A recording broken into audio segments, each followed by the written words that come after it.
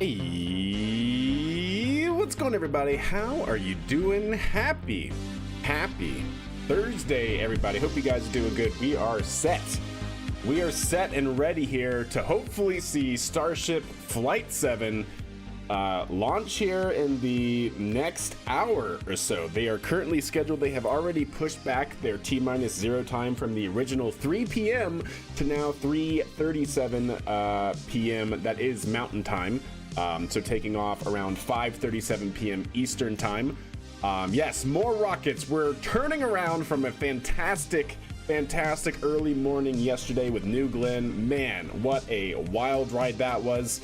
New Glenn seemed to not only achieve orbit on their first go, but had great success with their primary mission and payload testing. So that's really good. Yeah, we'll have to wait to hear exactly what's happening with New Glenn, because they did somehow end up in a RUD on New Glenn's re-entry. But, you know, that was a secondary objective, and I'm happy that they got orbit, and they are, well, technically speaking, that was a flight for their NSSL, their National Security Launch Provider certification. So potentially, depending, I guess, on the review of all the data and whatnot, with the Department of Defense, they could be now NSSL certified, which would be pretty crazy, all in one go. But yes, we are here. That is New Glenn. That is so yesterday news, chat. We are now set to gear up and hopefully witness Flight Test 7. And boy, oh boy, chat, we have some notes to go through. Let me tell you what. Any new glint updates this morning? Yeah, all I've heard is that not only was orbital insertion nominal, but they had really good payload execution as well for performance across the board for what they were testing. What's up, Terrace? How are you? But in terms of the booster or the first stage, don't have any known word about that yet. So yeah, they basically just confirmed that it rutted. It was lost. So, but anyways, chat, will they give us a re-entry during day again? Yes, this I believe is a daylight re-entry. That's why it's in the afternoon. Yeah, before, back when they were landing in the Indian Ocean at, you know, really early morning, I think it was, in the Indian Ocean time, it was pitch black dark. But that was when they launched at like 6 or 7 in the morning Mountain Time. They're now launching at 3 to 4 p.m. Mountain Time. So yeah, it should be almost like 9 hours later. So should be good. You should get a good daylight launch. So what you see on screen, chat, if you don't know me by now, fantastic coverage coming from NSF. This is NASA Spaceflight giving us these beautiful views of Starship Super Heavy during its tanking process, gearing up for the tanking process. You know what? Let's go ahead and actually jump into the notes that I have here for today, because chat, my goodness gracious, it is a doozy. Here, how about this? Can we? Oh, we can. Oh, we can totally do this, chat. Stand by. We can have both the notes up on screen and the fantastic views from NASA Spaceflight. But you know what? Let me not block the NASA Spaceflight logo. Make sure we give credit where credit is due. Fantastic. So yeah, coming from NSF, we can also see here now the countdown and everything else going on. So for today's launch, we have Starship Super Heavy Flight 7 or Flight Test 7. They lost the first stage because they don't have your recovery helicopter. That's right, Paris. That's right. Our Kerbalized sky crane. Yeah, was not available for them. But anyways, for today's Flight 7 chat, we have Booster 14. That's what we see here on the first stage. Booster 14 is still of the Block 1 variant. We're not on Block 2 Super Heavy Booster. But we are testing today Starship Ship 33, which is Block 2. This is the version 2 Starship, and we will get into all of the details into what does that even mean? What even is Starship V2? Is this the last V1? I can't confirm that. I was trying to find mention of whether or not this is the last Block 1 booster, but I couldn't find a confirmation on that. So I am not certain. But yeah, this is still one of the last Block 1s, if not the last Block 1 booster, Booster 14. And then we have Starship 33, Block 2, the first Block 2 that we will be seeing launch. But check this out, chat. We have payloads. We have 10 payloads. We have 10 Starlink version 3 mass simulators that will be deployed on this mission. So that's pretty awesome. B16 is Block 1 as well. Okay, so B16 is Block 1. I know they're working on Block 2, but I don't remember exactly when Block 2 booster is supposed to come into play. Also, they're doing some stuff on the screen here. Anyways, chat, so yeah, like I said, we have 10 Starlink V3 simulators. Those are mass simulators that are going to be deployed using the PEZ dispenser. We'll go through what that means here. I have some pictures to show as well. But essentially, the actual cargo bay on Starship, that version 2, is actually going to be used on this mission, which is actually pretty awesome. Not only that, are we looking to recover? Yes, we are, in fact, looking to recover. We are looking to recover Booster 14 here on the Catch Tower, just like the last 2 flights were an attempt. And of course, they actually caught it on Flight Test 5. And then they also are going to be planning a Starship soft water landing off the coast of Australia in the Indian Ocean. Where are they launching from? Of course, they're using their very mature and ruggedized orbital launch pad A at Starbase. And then what's interesting is that this is definitely the 7th overall integrated flight test and the first Starship mission in 2025. So there you go. So what are the mission objectives for this particular flight test, because it's rather insane. Let me tell you that, chat. Not only are they testing and debuting Starship version 2 with its massive number of upgrades and modifications, they're carrying the 10 deployable Starlink V3 simulators. They are reflying a Raptor engine, the 314 engine that was actually from flight test 5 on booster 12. So they're reflying their Raptor, I believe, for the first time, definitely for the first time. And not only that, but they, like flight test 6, want to do a in-flight relight of Starship's engine. So basically, once it's in its coast period in orbit, it's on a suborbital trajectory, but really high in its coast period, they want to reignite the Raptor engines and test a maneuver in space. This is going to be the third attempted recovery of booster using the catch arms. Remember, the first one was flight test 5. They caught it. Flight test 6, unfortunately, it had to do a water landing divert because I believe it was because telemetry from the tower was lost. So it had to divert into a water landing. And then they're also, of course, going to be doing a water landing of Starship V2 in the Indian Ocean. And they are going to test what I call a slew of new system updates. And here's just a fantastic graphic from Vic Ranth on Twitter, on X. He put this really nice summary together. But Starship Flight 7, we have Starship V2. Here are the upgrades. The flap positions have been updated. Remember the forward flaps, how much problems they've had with their heating? Well, they have now moved them. I believe it's something on the order of like 15 degrees on each side, or maybe it's 20 degrees on each side. I think it's 20 degrees on each side, leeward. So instead of being 180 degrees apart, they're now like this, where they have a 140 degree separation, and they're basically on the leeward side, so they're kind of facing away from the hot re-entry gases. Not only that, but version 2 has been extended by one full section. And that one full section with some other modifications they've done, they basically expanded the forward dome in both tanks and made them more elliptical. And so that gives them 300 metric tons more of propellant in Starship V2. Which is absolutely crazy. Yeah, we'll talk about that. They kind of mentioned it here in terms of the smart battery, I guess, layout. But yeah, they also did avionics, yeah.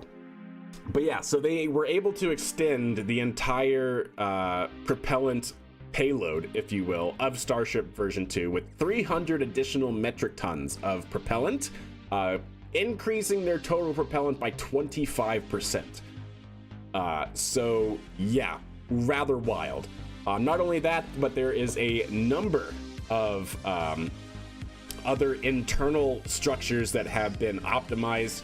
Like I said, we're going to be testing the actual PEZ dispenser with an actual payload for the first time, with 10 Starlink simulators to be deployed. We have a whole new generation of heat tiles, which I have some close-up pictures of that to go through. And we now have more, we actually have more fuel lines running through Starship, one to each of the Vactors, or RVACs, the Raptor vacuum systems, as well as one to the 3 sea-level Raptors. And all of those are now vacuum jacketed lines for fuel. So that's pretty cool. Better insulation on the fuel lines, and also the RVACs get their own dedicated supply line, which is interesting. They also, like we said, completely overhauled the avionics system and the avionics design, basically where the avionics are placed on the vehicle, basically near the motors versus in like the payload bay area on the forward aft part of the vehicle. And they added a new design for the power systems, having a distributed power supply, offering 2.7 megawatts of power throughout the entire Starship with redundancy, which is pretty awesome. Not only that, but we have another implementation of Starlink, so we can get 120 megabits per second of uninterrupted video downlink. We also have upgrades. If we can, if they go back to the other view, they have upgrades on some of the internal propellant lines, so that way we can actually do refueling with version 2 in the near future. So remember, version 2 Starship is designed with propellant upgrades in the future, with like actually being able to take 2 boosters, or I'm sorry, 2 super two Starships, goodness, two Starships, and actually have them dock side by side, as you can see in this picture right here, and actually have them cross-feed propellant. So we have all of the internal requirements now for that plumbing system for in-space demonstrations of resupply. So that's pretty cool. As I said, we increased the version 2 tonnage by 300 metric tons of additional fuel and stretched it by 1 full barrel section, which is just absolutely wild. Another raceway instead of 1, now 2. Yes indeed. All right. Yeah, see that right there? We got 2 raceways and all of that for some additional plumbing for integrating with another Starship system, which is pretty cool. Another cool thing is that we have active cooling heat tiles to be tested.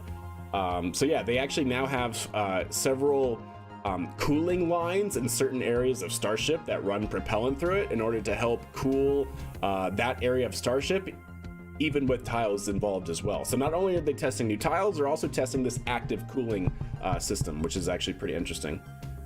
So there's basically a different tile material, I guess, to conduct heat, and then it transfers out into the fluid and so on and so forth. That's my understanding of what that means anyways.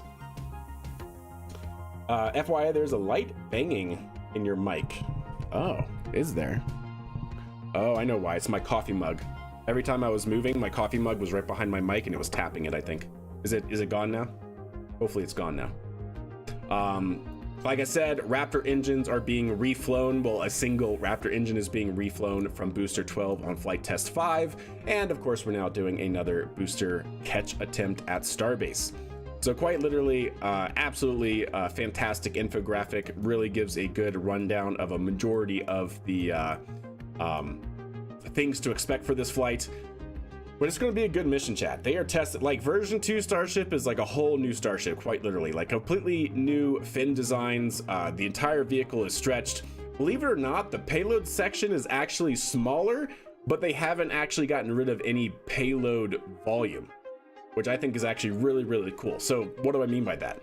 So they stretched Starship, right, by 1 full barrel section, but then they also changed the tank design on the forward dome structures, and they actually made them like a larger dome, so they actually ingress on the payload section. But what they were also able to do was make the entire actuating system for the forward flaps to be smaller. So you actually, I think they said they actually gained payload volume.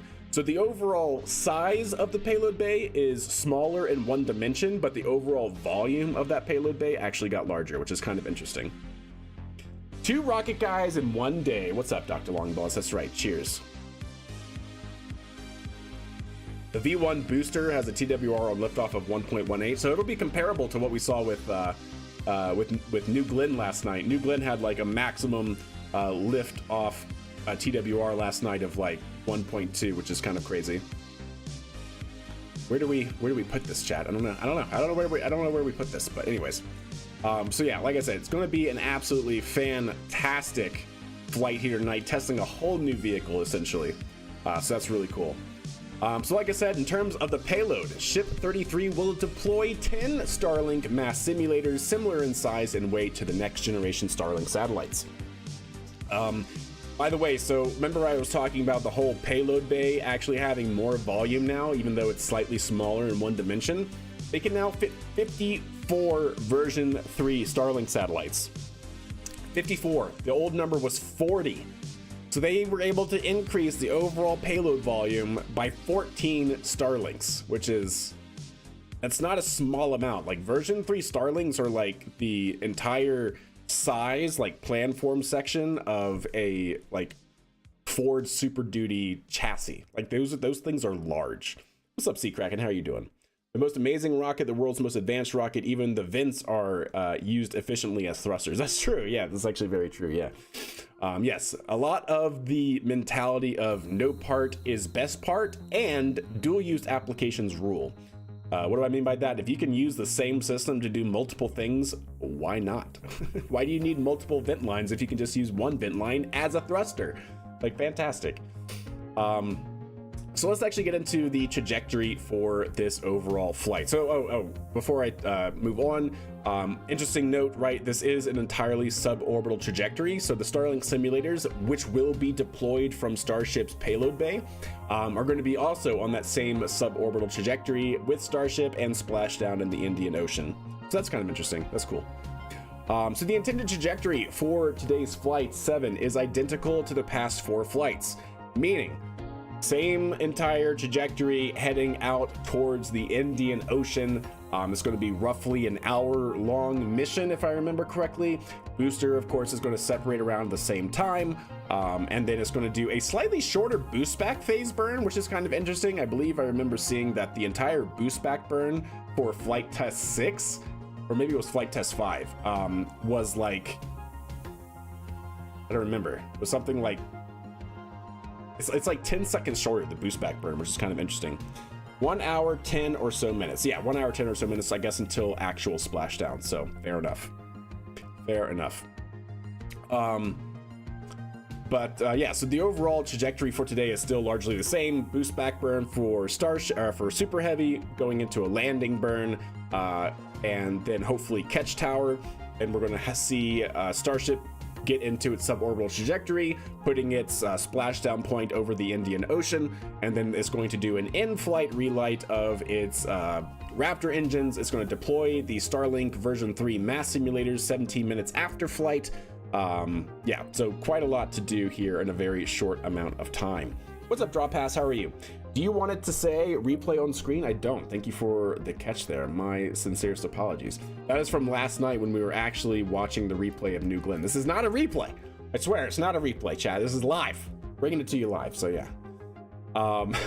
So yeah, thank you for that. Keeping me honest. Appreciate it. So yeah, where are they launching from? We have a fantastic view here recently from RGV Aerial. If you guys don't follow them on X or YouTube, definitely give them a follow, because they basically fly an airplane like multiple times a week, or at least once a week, and they give us aerial views of Starbase, of the manufacturing facility. But look at what is going on at Starbase. So they're working on Orbital Launch Mount B, or I guess I should say Orbital Launch Tower B, Orbital Pad B, whatever you want to call it. This is where we're going to be seeing it take off from today. This is Orbital Launch Pad A, but the entire infrastructure there has completely changed from what it was a year ago, right? They've completely changed out and swapped out all the tanks that were here, from those big stainless steel bulkheads to basically an entire row of all of these much smaller tanks, designed to feed both pads, and they're really breaking ground and doing some really, really good work very quickly on Pad B here, which is really, really fast indeed. Yeah, 100%. How fast do they fuel it? Yeah, that is a great question. So we'll skip down to what I had earlier. So yeah, this is the timeline for the countdown. So Starship flight conductor starts at 1 hour and 15 out. Ship liquid oxygen loads at 45 minutes, which is essentially like right now. Ship fueling loads shortly after that, booster fuel loads shortly after that, and then booster LOX loads shortly after that. All in all, this is the crazy note. SpaceX can fully load its 5,000 metric tons of propellant in just 43 minutes. And to put that into perspective, SpaceX loads Falcon 9 in 45 minutes.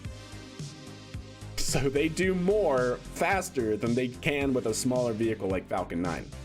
So I thought that was absolutely wild. Down here at Boca Chica, the view looks amazing. Rams, hell yeah, man. Well, I hope to you that it launches and that you can have a fantastic view of said launch. That's really cool. But yeah, so 5,000 tons of propellant can be loaded into Starship and Super Heavy in just 43 minutes. That's how fast. Is your NSF stream live? No, I don't think it is. Don't think it is, no. There you go. I'm just kind of using it as like background filler while we go over the notes, because we'll switch over here to the live stream once it goes live as well. But yes, NSF definitely, like I said, cannot plug them enough. They bring us all of these fantastic multiple views here. You can pre-order Flight 7 patch here from the NSF store, as you know. Make sure I get that in, since I'm going to cover part of it up. It actually looks really awesome. Nice. But yeah, that's what it is. 45 minutes. Well, less than 45 minutes. 43 minutes to fully fuel Starship Super Heavy.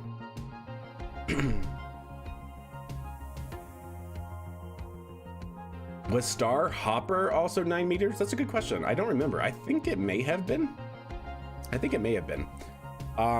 Anyways, continuing on with our notes here, chat. If you want to see exactly what is expected of this mission here, let's go ahead and pop this up a little bit. This is another fantastic infographic from Infographic Tony on X.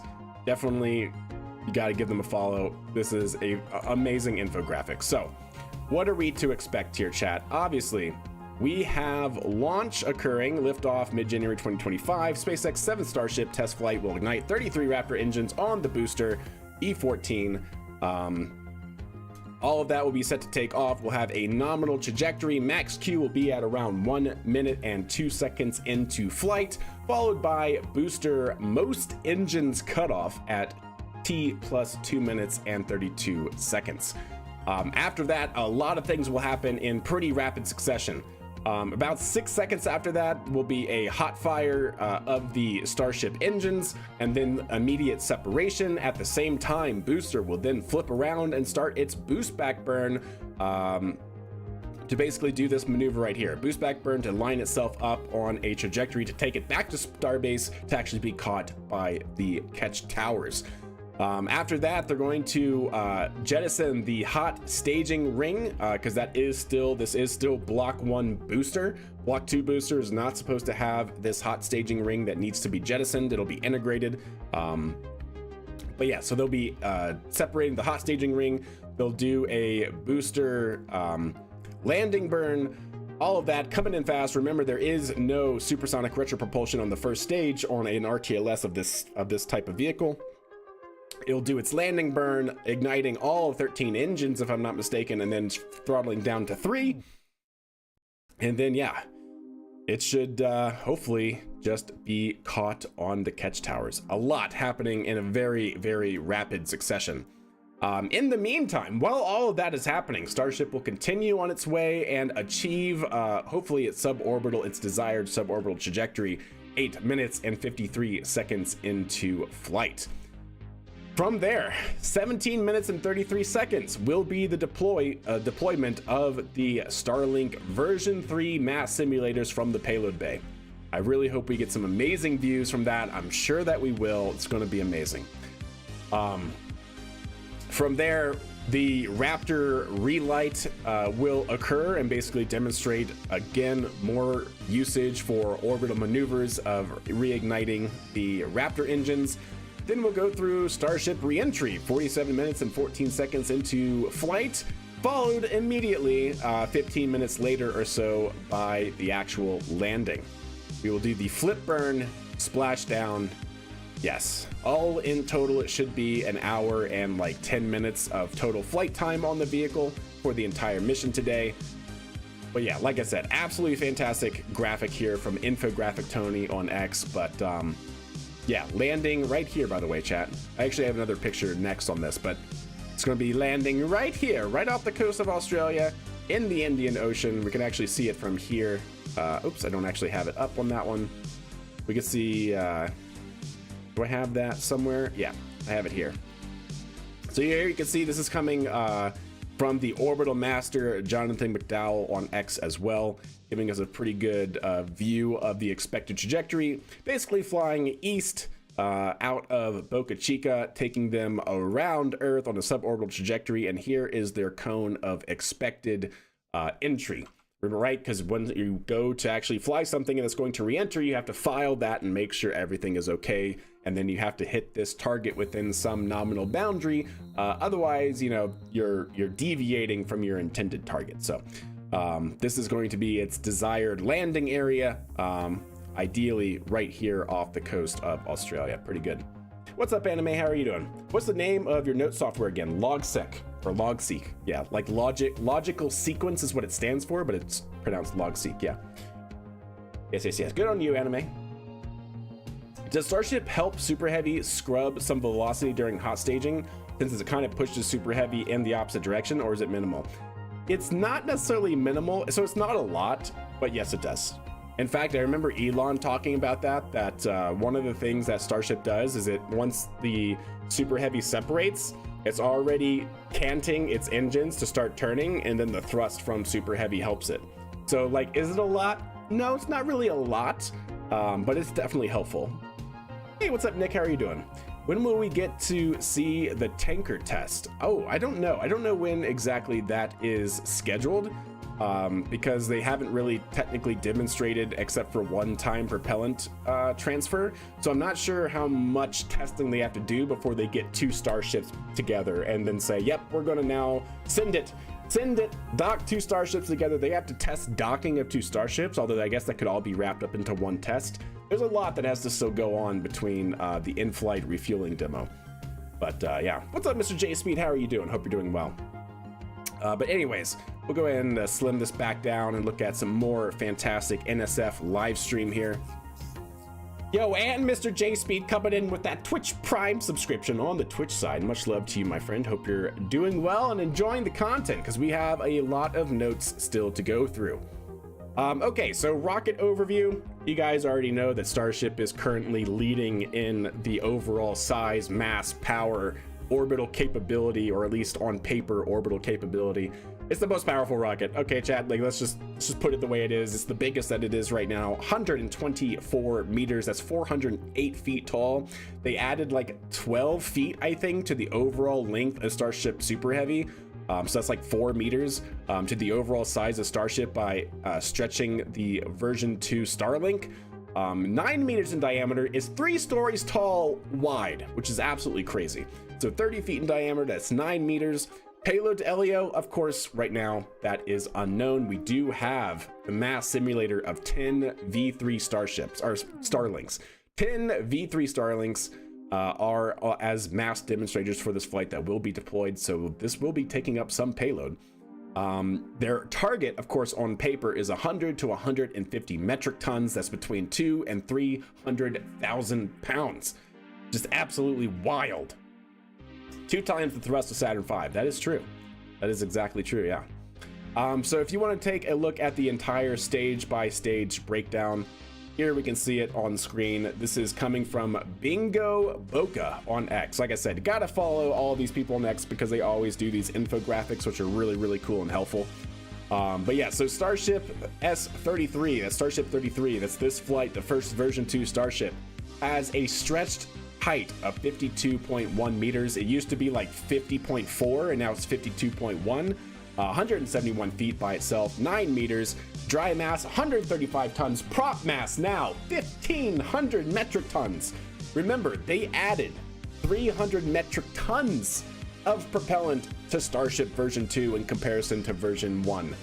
Of course we have, oh, is that EJ? It looks like EJ. Yeah, no, that's not EJ, not with that beard. He doesn't have that big of a beard, right? Who was that? I thought that was EJ on the NASA live stream. Anyway, so going back to it, 1,500 metric tons. Of course, this has 3 RVACs and 3, oh, that's DOS with a beard? Are you serious? I don't remember DOS having that full of a beard. I haven't seen DOS in a hot minute though, so could be wrong. What's up, Juan? How are you doing? Hope you're doing well. Yeah, I haven't seen DOS on the live stream in a while. Like usually he does have like some facial hair, but I've never seen it like that full before. That's awesome. I dig it. All right, so total burn time of Starship is 373 seconds. Moving on, of course, to booster, a whopping propellant mass of 34 metric tons, chat. Remember, Starship Super Heavy, 5,000 metric tons of propellant. Absolutely crazy. That's absolutely wild to fathom. 5,000 metric tons.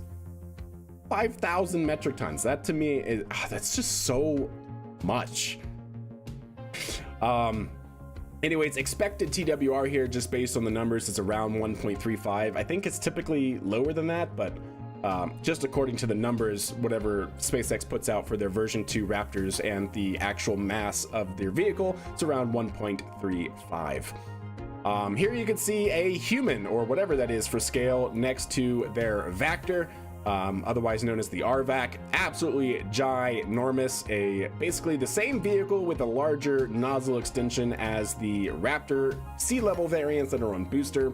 And of course, Booster has two different types of Raptor engines as well. They have a non-gimbaled, which is on the outer layer, and then they have 13 gimbaled Raptors on the inner layer, which provide all of the gimbal authority for this massive rocket. SpaceX is live, by the way.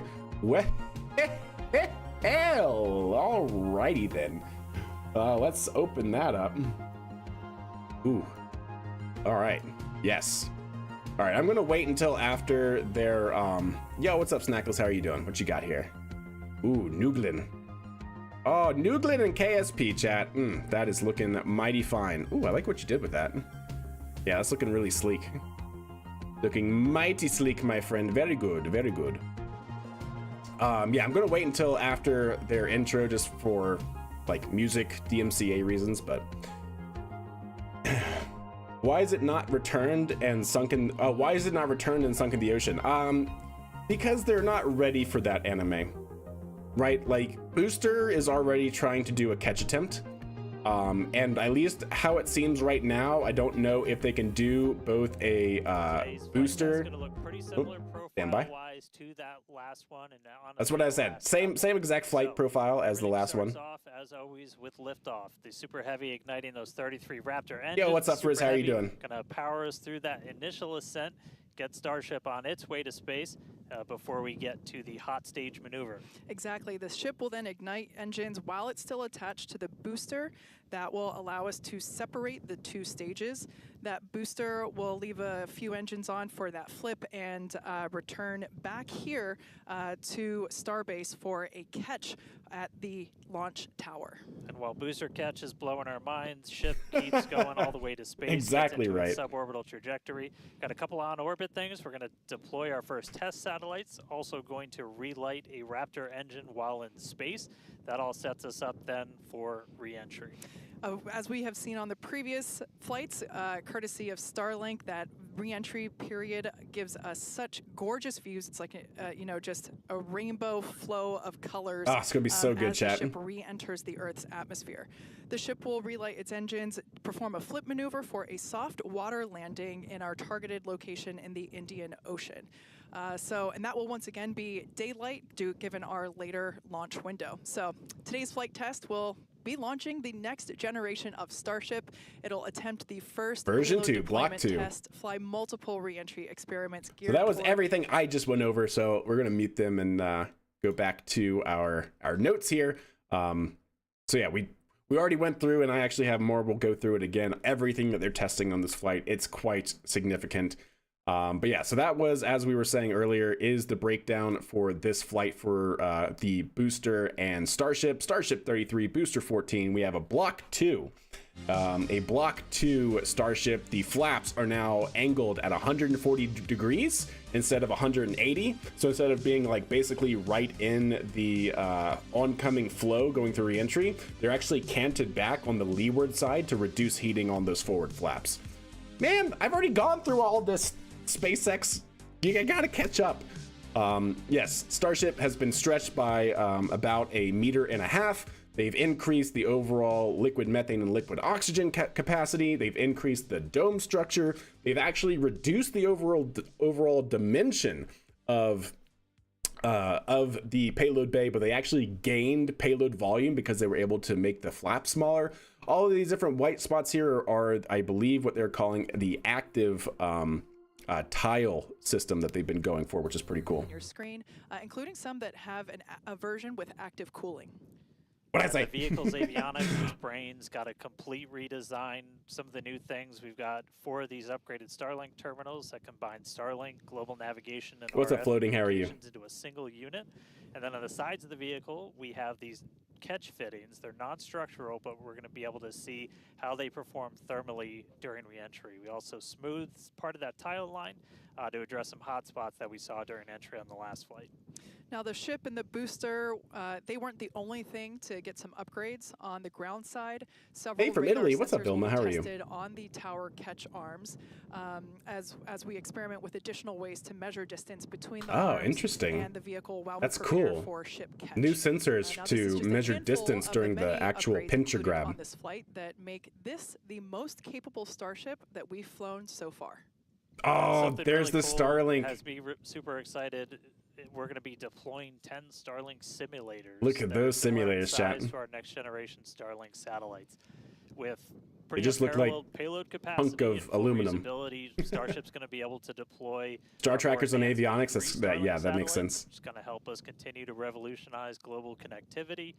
Each of those Starlink V3 launches on Starship is going to add about 60 terabits per second of capacity 60 to the Starlink terabits. network. Good And lord. that alone is that's more than 20 times the capacity we're getting with every V2 Look at the mini brand flight new on a design Falcon 9 nose right section now. too. That just helps further Because of how Starlink's the impact flaps in are the coming redesigned. years Oh, that's as actually we really cool. expand access to high-speed internet all around the world and eventually beyond. And those Starlink simulators are Look gonna how be on the massive same those are. suborbital trajectory as Starship, and they're expected to demise upon entry. Starship itself, its trajectory looks very similar to all of our last several flights. It looks like a Suborbital, handmade prototype. Yeah, it splashdown looks just like a targeted hunk of into the Indian aluminum. Ocean, a couple hundred miles off the western coast of Australia. And Yep, then the exactly, other Graham. on-orbit thing we're doing is going to be relighting a single Raptor engine while in space. We knocked that out last time. Oh, look, this is the old Ship, version new of propellant Starship system. render Let's do it again. before they added the second Ship's gonna raceway. be busy. Now, of course, we can't forget to add that today's super heavy booster is reflying flight-proven hardware for the first time. A Raptor engine that flew on the 314 booster that was caught during Pi. Starship's 5th flight test. You Looks can see it amazing there to on your you? screen. Likewise. This flight-proven engine, we've got Raptor 314 there, hence why there's a piece of pie on this nozzle. Maybe we can get that image It's a meme, rotated chat. so you can see it a Can't little bit stop the better. meme lord. Yep, there we go. If you didn't already know, we like our jokes around here. So that's At what least somebody we have does. planned for today's flight test, and so far everything is on track as we continue to count down. We're now within 23 minutes of launch. We're at 22 minutes and 52 seconds. Everything continues to look good. Still a little breezy, but that's okay for us. Yeah, Don't let your set up our memes desk be in a wind dreams, tunnel chat. Today, it's probably windier here than it is anywhere else, but weather's cooperating. Really clear skies, no rain today. Still well within our limits for booster launch or catch. Awesome. Not tracking any issues on vehicle as we continue. No to count vehicles, down. We're range still is loading green, prop chat. on board. Yo, Our range Cyrus, team thank you also so reporting that much. the range looks like it will be $5 clear at our current super T0. chat on the So that's YouTube super side. important. We're gonna keep Much an eye love on to that you. all the way up Does to the end. Raptor monitor and adjust for As for what instability, we've especially on the already done with return the vehicle portion? leading up Greeting to from today, Alaskan we Arctic staffed the via vehicle, Starlink. Hell over the yes. weekend. We lifted the Hell ship yes, on that's top of the awesome. super heavy So booster. do they Hours monitor and ago, adjust for we instability? cleared the Yes, to site, some degree. of all Each personnel. engine on Starship has its own avionics kit. And that avionics kit controls basically everything on the vehicle, from fuel to oxidizer mixture ratios, monitoring temperatures, and basically monitoring itself for its own fault tolerance. If it sees something it doesn't like in its engine, it will shut it down, as we saw several times on previous flights. So yes, but also not. It depends on how far you mean does it monitor and adjust for instability.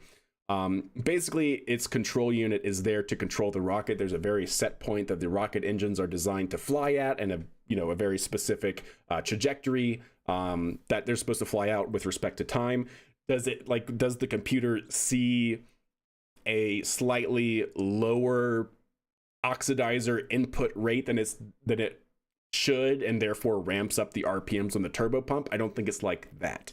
I don't think it's capable of on the fly dynamic adjustments of the actual internal operating systems of Raptor, but it does monitor, it does, check for faults and all that sort of stuff. So yes, but also it depends on how far you mean does it adjust. Started at T-minus 45 minutes, and fuel started at T-minus Breath of 43 fresh minutes. air from the BO launch Booster coverage. Yeah, I fuel know, start at, right? Started at T-minus 41 minutes, and then locks on the booster started at T-minus 35. So that Aren't will Raptors all very wrap low up at instability to a 3 small minutes and size? 20 It definitely minutes on helps the ship having a side, much higher and chamber at pressure. It keeps it very T-minus stable, 2 yeah. minutes and 50 seconds on the booster side. Doesn't So mean it can't have everything is looking instabilities, good. though. Propellant is loading. Yeah, looks like we're about half full of everything on booster, 3/4 of the way there on ship. Looking good for a launch today. With that, though, let's jump over. Let's check back in with Jesse real quick and all of our teams out at Hop. The ship, I believe they're testing out on Flight 8, Waba? I think it's Flight 8, so not this one, but next one. Depending on, I guess, how this one goes. I believe they said Flight 8 is probably the potentially first ship catch. Good turnout at SpaceX headquarters over in LA. Love it. All the Raptor engines are built here, so there's a lot. Especially on startup, yeah, especially on startup. They have a strong connection to the Starship flight today. Every flight test gets us closer to a fully operational Starship, which gets us closer to our ultimate goal to make humanity a multi-planetary species. To establish cities on Mars, we're going to need high cadence, low-cost flights for cargo and crew. As the only fully reusable rocket with this kind of capability, Starship is the only vehicle in development that will be able to unlock our multi-planet future. Starship uses a first-of-its-kind on-orbit propellant transfer to refuel in orbit. A little bit of marketing hyperbole there, but... With milestones like ship catch and in-orbit prop transfer coming up, 2025 promises what's up, Andy? to be huge for Starship and our journey to Yeah, Mars. I know what you meant, Baba. Yeah, all good. Yeah, Flight Test 8, I think. 2026. Between the reusability, low cost, and heavy lift capabilities, you're getting on the this tanker all test? comes Good. together to help Good. us deliver up to 100 people at a time to destinations both near and far, and to deliver payloads farther and Does the at a booster lower go cost than any inward other to vehicle. outward for startup, We'll be able or to is it launch the more opposite? massive payloads I than believe they anything have them else flying staggered or in to where you development basically today, start capable like of two sending opposite things each like other, and it giant might be tech like space 4 opposite each other, and then or it the goes in a next ring, and then generations of same on the space inside. stations into orbit on a single launch. I think it does So go while outward today's to flight inward, is and then just it a has test, the multiple future is points much on closer each than we ring that realize. they start from. But one flight test at a time. So let's head back to Dan and Kate for a closer Hey, look there you go, at Andy. The Starship. only way, yeah. Thanks, Jesse.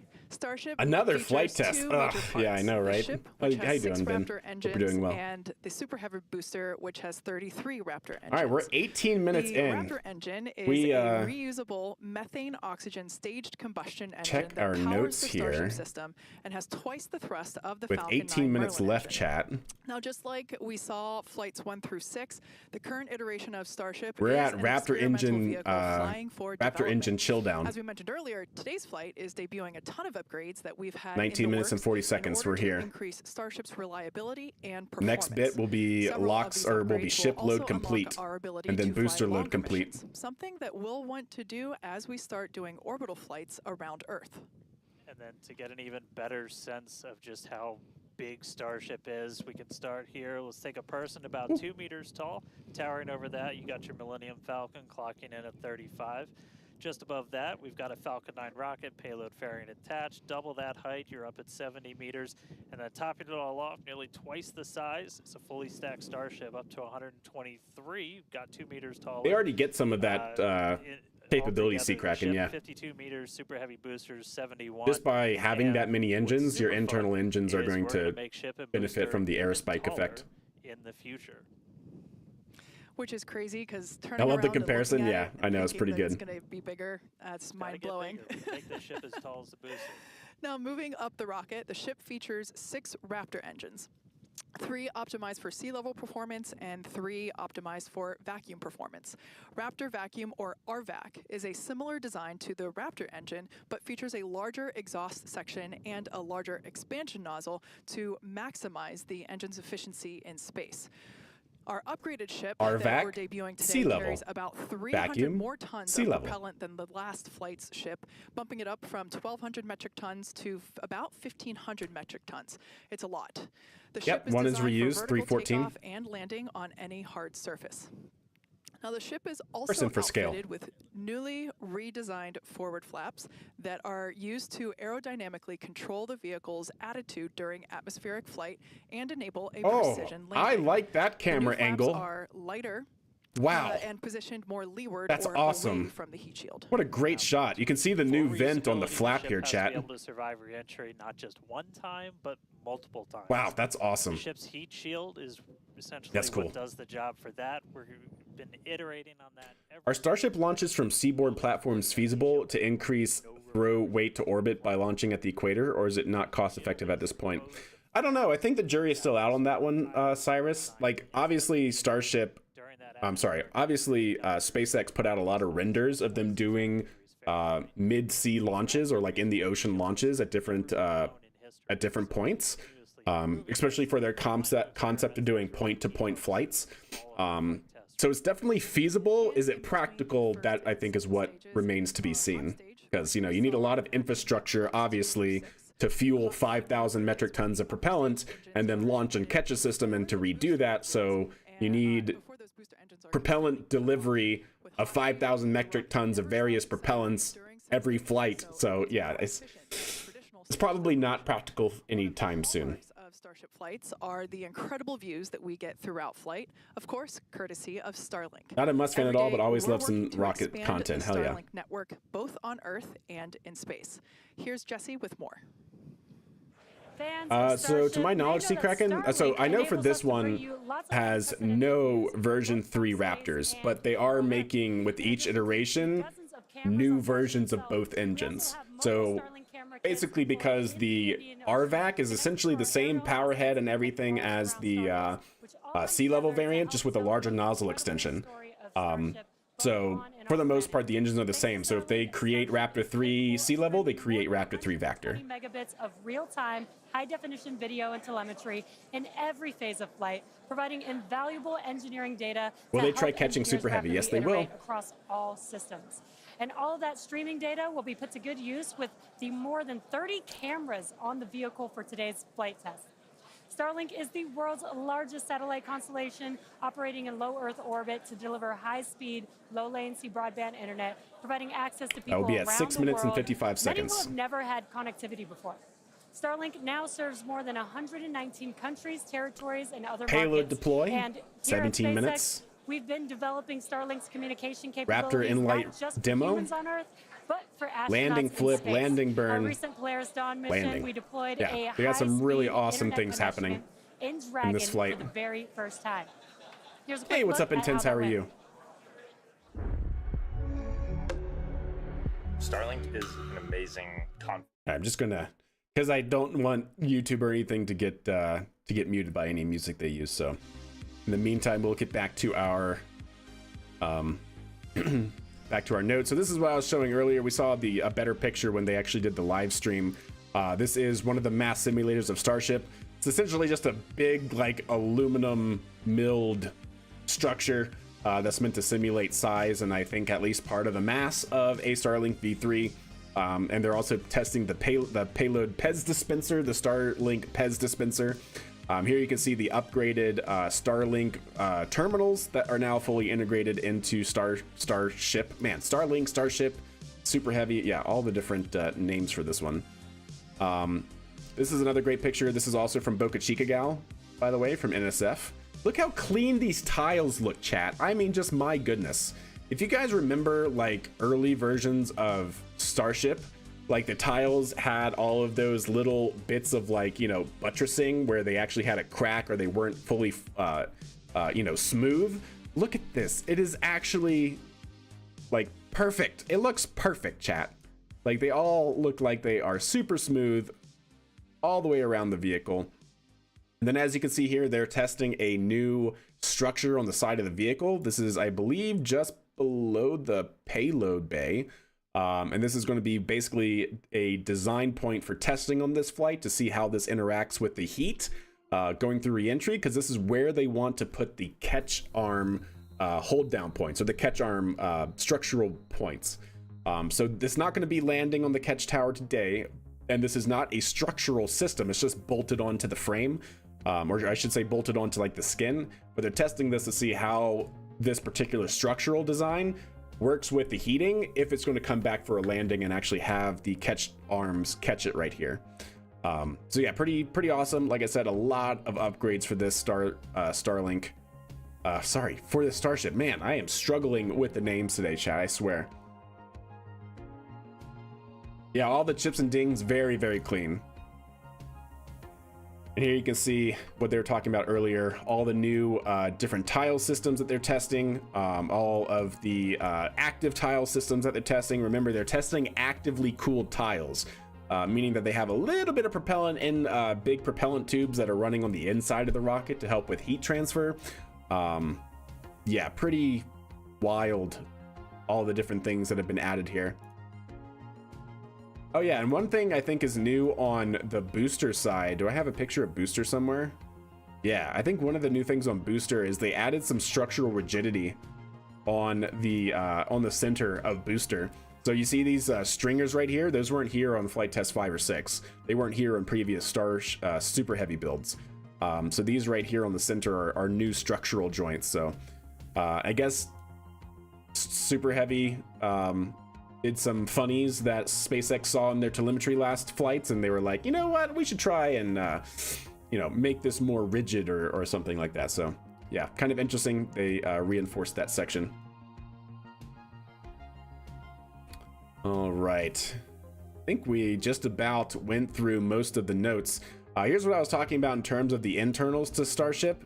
They now created 4 separate downcomers, or 4 separate propellant transfer lines. So now we have, I said 4 new. Technically it's 3 new, because what we used to have is a single downcomer that fed both RVACs as well as the 3 sea level Raptors on Starship.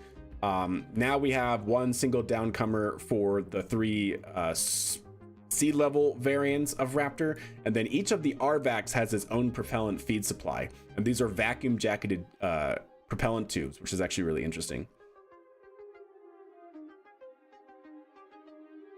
You're not too far behind others. That's what you meant for Discord. Wait, so am I okay or no? Are we live? Real quick chat, since we are just 8 minutes out on the YouTube side, so that way nobody gets any mid-roll injected ads. I think I'm going to run a very quick ad break during the last minutes here as we get closer and closer to the actual launch, so that way nobody gets any ads. So we'll do a quick ad now to disable that on the Twitch side. So see you guys back here in just a moment. All right, yes, I clicked the live button. We seem to definitely be live, I think. Yes, good. We are live, we're ready. They have done their thing. Thrawn coming in with a Twitch Prime, and Raven coming in with a Twitch Prime. Much love to you guys. That is not, you don't need to do that. That's why I do the manual ads, so that way you guys don't get the ads during important parts of the stream. But much appreciated to the new Twitch Primes. Much love to you. Bad ads, I know, they do suck. They do suck, and I feel like Twitch is getting worse at just running ads at like the worst times. Oh my gosh, my water is all the way over here. I've been in streams before, and like I've already in the stream, and then an ad will just run. It's like worse than YouTube. All right, chat, 6 minutes and 50 seconds out. We are looking good. I think I covered everything I wanted to in the notes, chat, so I think we're just going to turn this off, listen in, boom that it comes with, and wait patiently. Location. General impact. Just reminding me you have a Prime to give. Well, much love to you, Thrawn. Hope you're doing well. Like noise, but it definitely lets you know it's. All right. Oh, yeah. 6 minutes. Let's see what happens. Fingers crossed. Vandenberg, California, have become accustomed to over the years. I really have high And hopes now for these we're bringing flaps. the boom to Boca. So here's a peek. The flaps actually look really, really good. Like more streamlined for sure.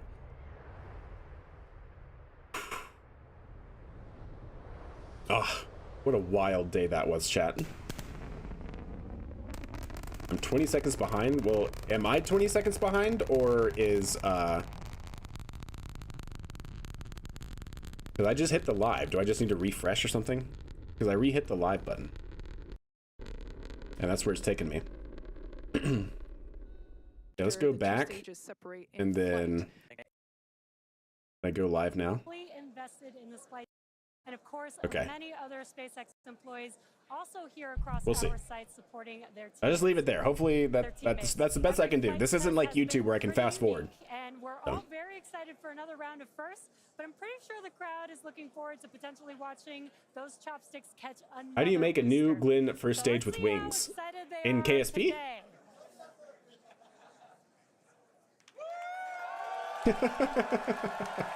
There's a little delay there.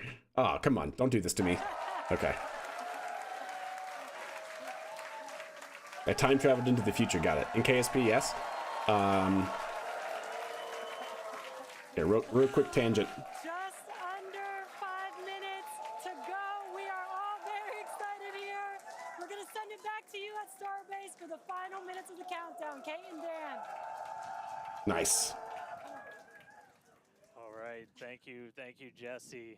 So if you just tuned in under 5 minutes ago, you picked the right time to do it. Just a quick Probably status like this. check. So This is how I did it. almost fully loaded on the booster. This is my new Glyn. So you can see the tiny little wing streaks. You just got to do small little wings on the side of the rocket and then give it fins at the top. Super important. You can really make it any way you want, but this is how I did it. Mike, You want Kyle, to Nick, pause the all video and check it down out. there in the elements, making sure everything's clear, doing a fantastic job.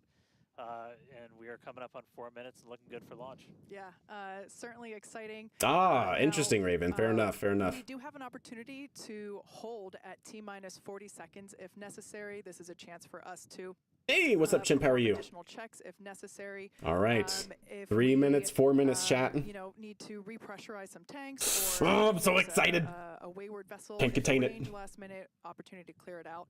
But everything currently looking good. Now, once we When pass is the next T-minus 40 Polaris seconds, mission? a That is a number of great events will question that I occur do in not know rapid off the top of my head. succession. Ready to ground catch this spin booster? animation Yeah, it's going to be systems good. come up to flight We have pressure. new Ship will go to sensors on the internal catch arms for more After that, accurate quick ranging. disconnect or QD arm is removed in preparation for retraction, which will happen. So let me shortly see. after Bringing up T0. our notes here. And yeah, Where are once we they in pass the T-minus 40 countdown versus where they seconds, should be? We do have the ability.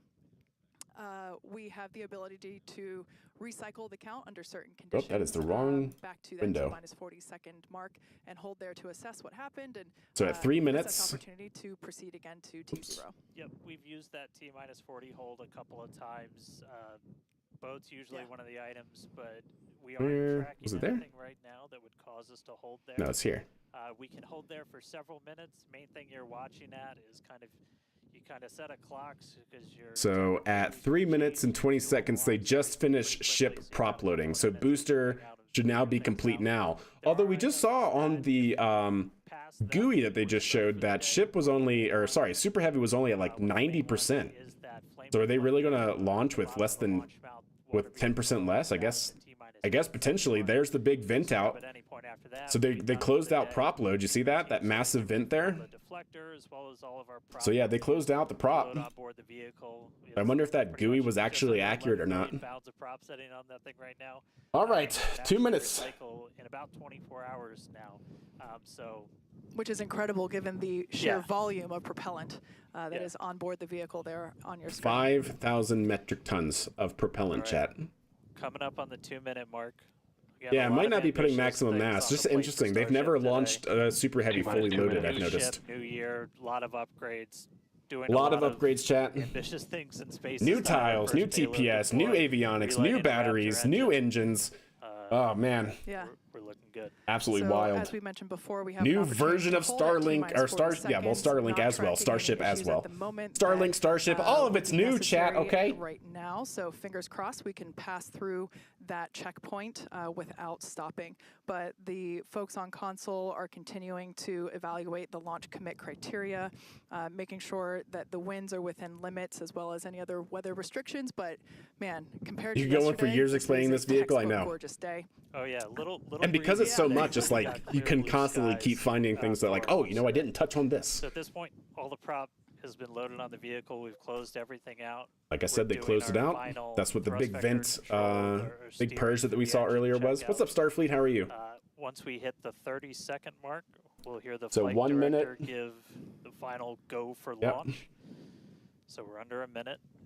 Vehicle As we said, should be on we're not auto sequence. expecting a hold at T-minus 40, but do not be shocked if that happens. It has happened in the past, and we can hang out there for a couple of minutes if we need to. If memory serves me right, We hold my breath for 4 seconds. Pass through prop load gate. Hell yeah, we're good. All right, we pass right through We're that good. prop load gate. hot diggity dog. So propellant right, management so is good. We're gonna Pressure let our in flight tanks is director, Ty good. Huntington, take Flight it directors away. go for launch. Yes, we're going, chat. Oh, range is green. 20 seconds. And 20 seconds. That's wild, Cyrus, yeah. 5,000 metric tons of propellant we're about to see leave Earth. T-minus 10, 9, 8, 7. All right, there's the pad deluge. 5, 4, 3, 2, 1.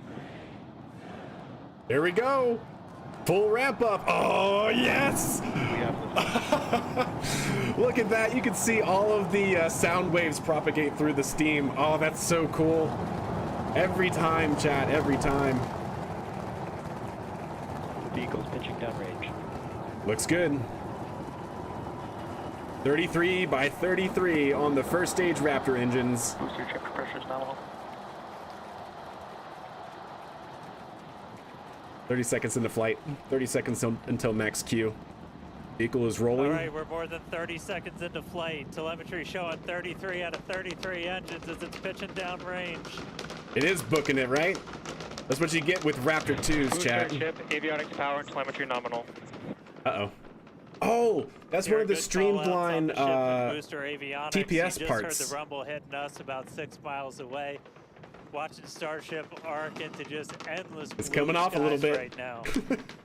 It's not going to really be a problem. Vehicle supersonic. Vehicle's approaching max More than Q. a Should minute now be into past flight, max the Q. vehicle's supersonic. Oh my goodness, that looks amazing. 33 by 33 Raptors. Max Q. That's max Q right there. So we just next passed event through at max 2 Q. minutes and That's the 32 greatest seconds stress is the most vehicle's engine gonna cutoff. experience Miko. on the way uphill. Reminder that all of our teams down here on the ground are now looking. Oh, look at the vehicle systems on the pitch. tower. It's They pitching just did over. A manual check through. That's going to inform that manual. Yeah, so if you're flight wondering what this director's is, it's one decision. of the new thermal protection system zones that's Next like moment really coming up, though, is streamlined and gonna be smooth hot for staging. catching. Don't take your So it eyes looks like off part of it It's is one peeling heck off of a bit. light show. Oh man, what great views. What a gorgeous You can see the Ascent. shadow of the Ascent cloud Ship here. Engines getting ready to ignite. That's going to happen while we're still attached. So we have 30 seconds until most engine cutoff. There's going to be a lot happening We can there. still see the We're going to ship's see engines 20 from the engines on ground. first stage shut down, followed by another 10. And then at that point, it will coast for a few seconds, and then Starship will light its A little engine under during the 30 hot seconds staging away from portion, that. We are separate, getting good and then boost call-outs back on the on first stage tower will begin. preparedness from the manual checks. Reminder though, we've still got automated checkouts 10 on seconds. the booster and the ship itself. But as of right now, our manual checks and our manual commanding is All right, stabilizing for Miko. go for a catch. Shut down.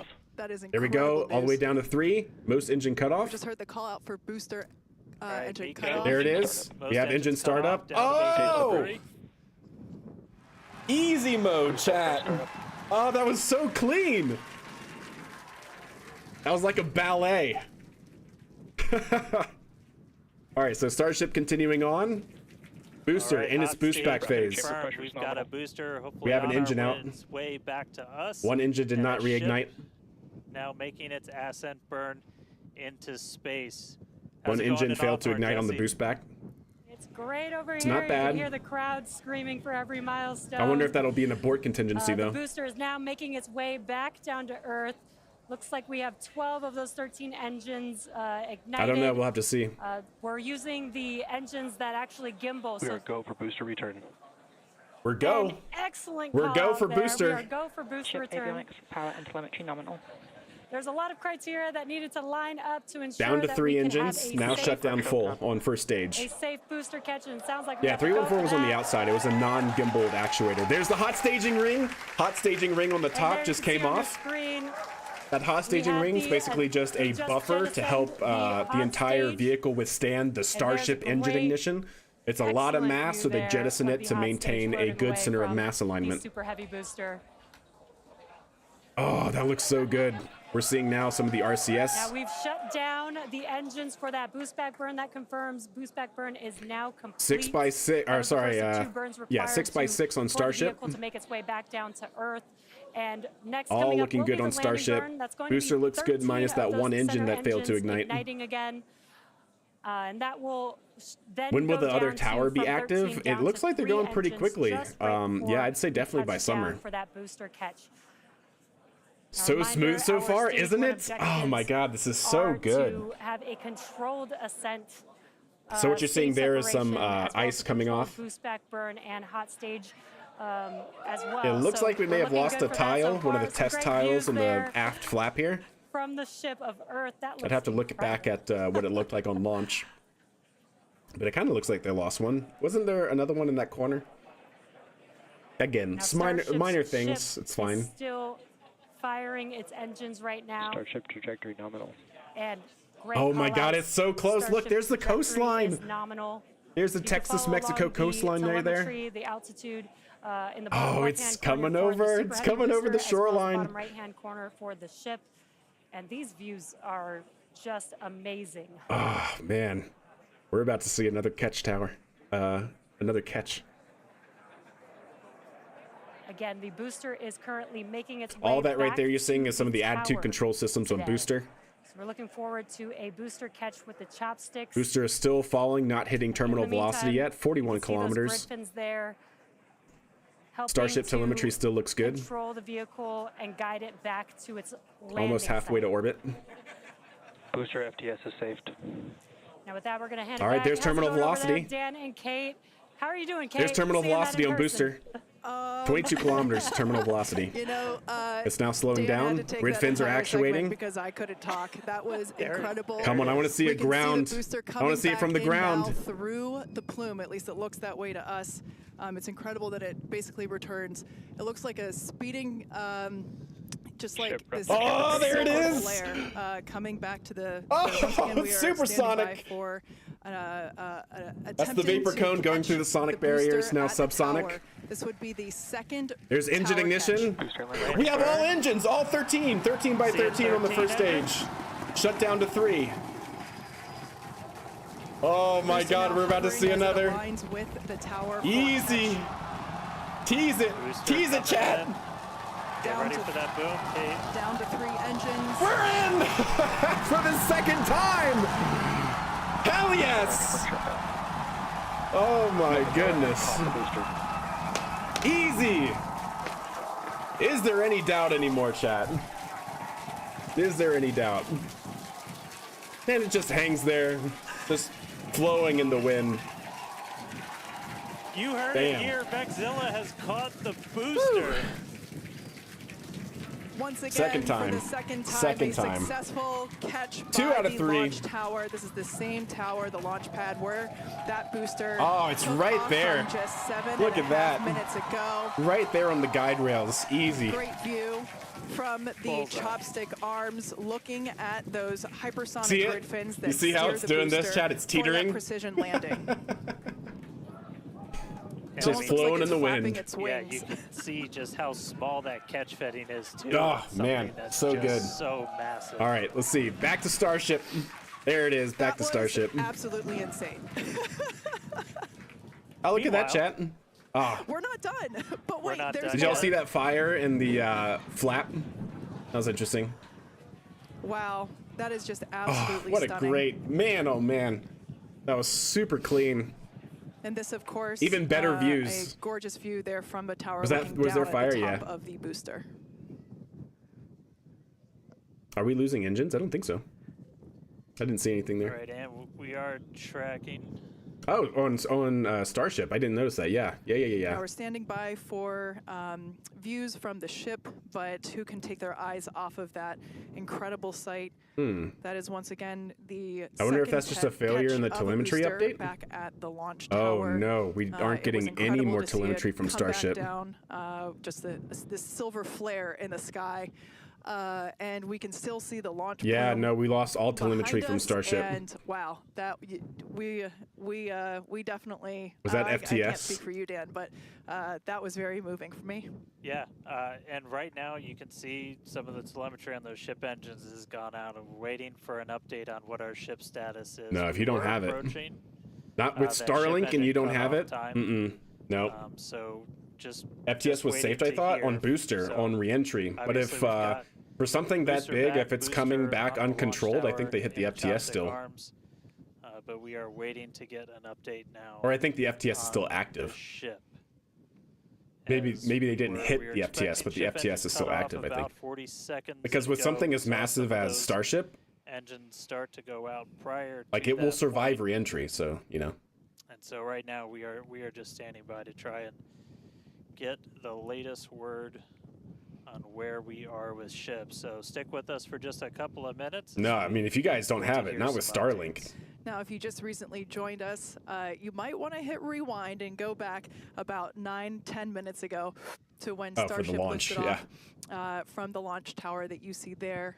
We had a gorgeous Yeah, not looking ascent, good. followed by a Hey, stage what's up, Look separation Lost? How where are the you? ship So wild separated indeed, from hell yeah. The super heavy booster.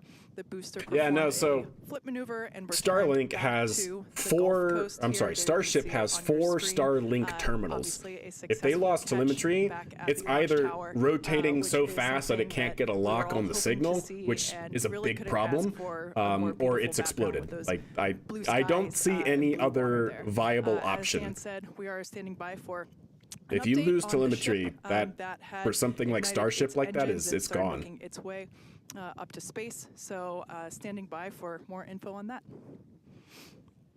We'll see But though. wow, what an experience to see that take off.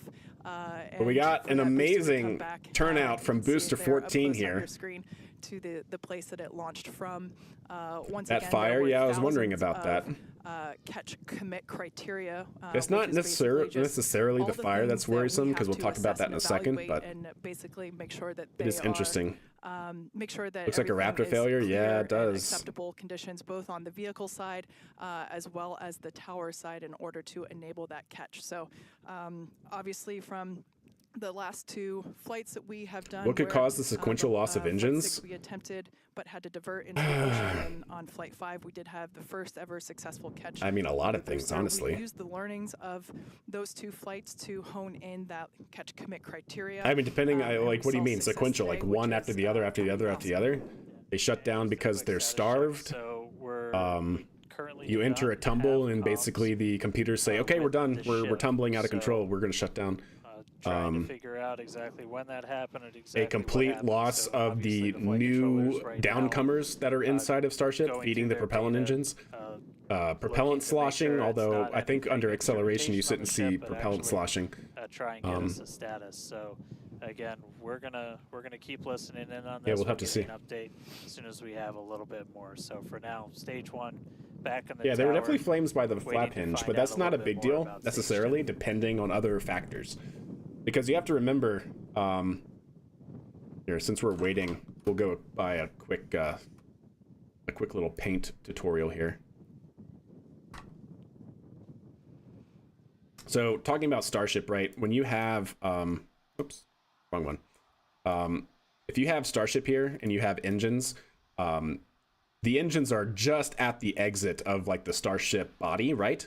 And so typically what will happen is, and let's say this is now our flap here, and this is the joint that we were looking at. You can have the expanding gases on all of the engines, right? Kind of impinge on each other, and you can actually get what's known as a recirculation zone, especially when there's like little to no atmosphere. That gas can get pushed out in so many different ways, and it can actually find any sort of hole and just get stuck there. So seeing a fire there doesn't necessarily mean bad things, but it's also, I feel like So this if is you are also a just tuning tall in, order to caught a explain booster. otherwise. But we So are like if still there was waiting a to fire find in out the a engine little bit bay more, that on the caused ship. something So bad to happen and it burned successfully through, I don't know. Separated. We did that That's a hot big- staging that's a maneuver. big We did see all if, 6 though, you know what I ship's mean? But we'll have to engines see. on the way uphill during its ascent.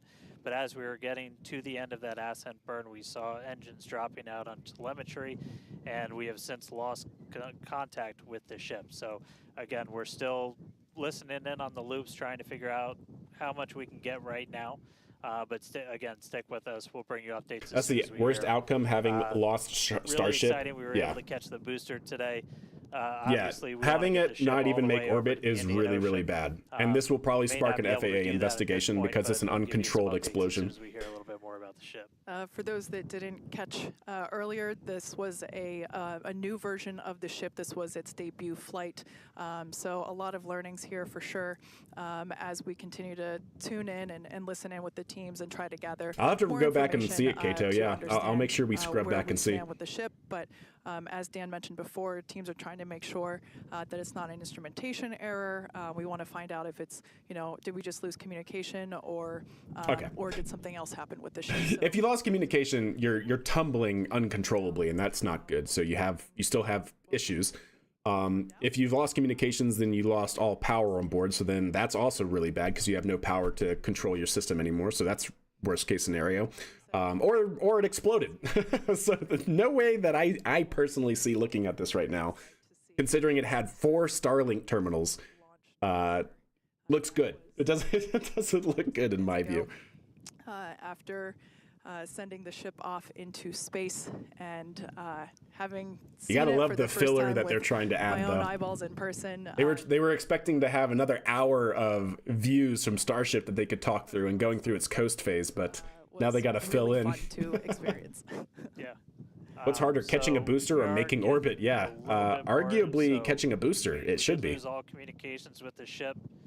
So I mean that is No essentially engine telling changes us as far as that we know. had an Specifically, anomaly with that upper stage. no reuse So on the we're Starship. Just coming up to the end of that ascent burn for the ship, when we stopped when we started to lose a couple of the A engines. We time saw warp those with no dropping solar out. panels. We I did hate it when lose, that happens. telemetry from the ship, so that means we didn't have contact with it.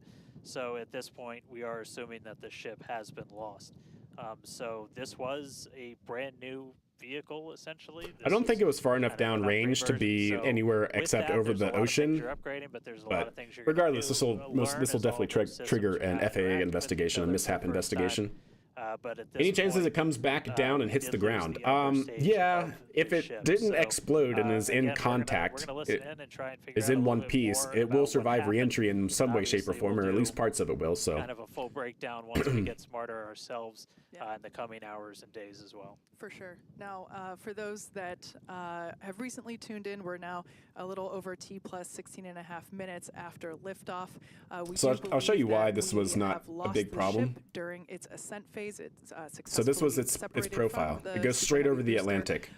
But So, during that ascent phase, like, a couple hopefully of the engines dropped it does out, and then shortly skirt by thereafter, we Cuba lost and some of the communication with islands over vehicle. here, So but we are otherwise, assuming depending that on we how have fast lost it was the going, ship, it was but straight we over are the standing by Atlantic, to and confirm that, and once we otherwise it can, would just we will. graze over But this was part of a Africa new and then version more of water. So the ship of Starship, odds are looking and, okay. That is it fine was in terms of intentionally ground designed, obstructions. and flown in order to basically test the envelope, as we have done with every one of these test flights, the keyword there being test, and really trying to understand the boundaries and the maximums. A fish for might be in the danger. Well, that ability is of true. this vehicle to fly and understand where those boundaries The are. booster So, looked perfectly we placed. I always know. knew I know. that We got a great excitement catch, is but man, guaranteed, today. I would rather have had Success Starship make not orbit guaranteed. than And, see a so catch, yeah, we are personally. standing by to Just see if we for can what learn that more implies about, on the everything, status right? of the ship. The fact that they didn't achieve orbit is not good. Not great, I should say. Joe Barnard, what's he say? Okay.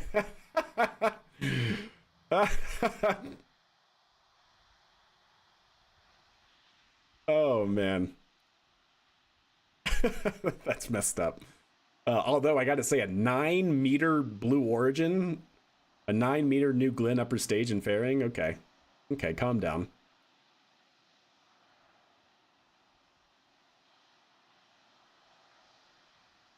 I do dig this. This is okay. This is a good shot.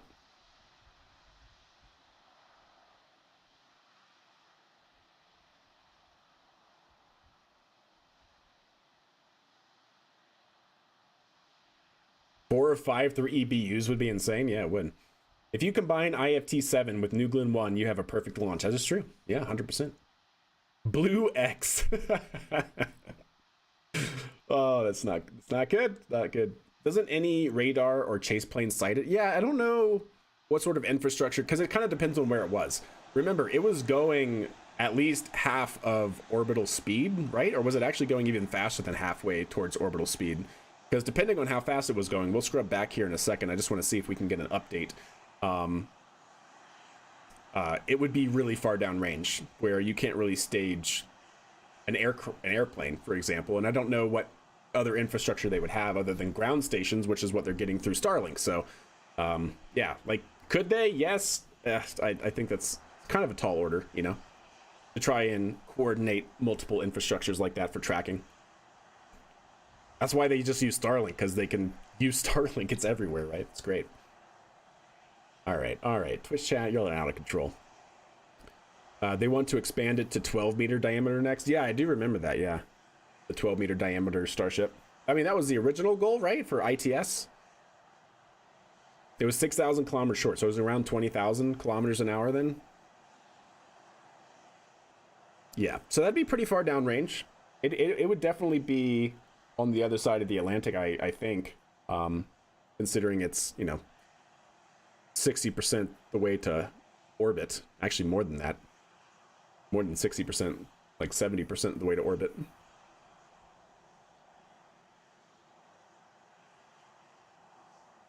All right, well, do you guys want to stay here and see if we can get an update, or do we want to scrub back and look at the video? I like how the wind is just making it teeter like this. Stay? Yeah, I'm kind of thinking about staying as well.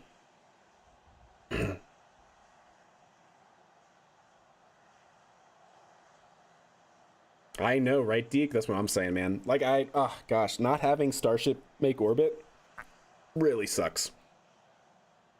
Hey, look, they're venting down from flight pressure using the engine vents. It looks like there's a fire in the... Yeah, that's what I was talking about as well, Nick. Again, like, that doesn't necessarily mean it's a bad thing, but I don't remember if we saw anything like that on previous Starships.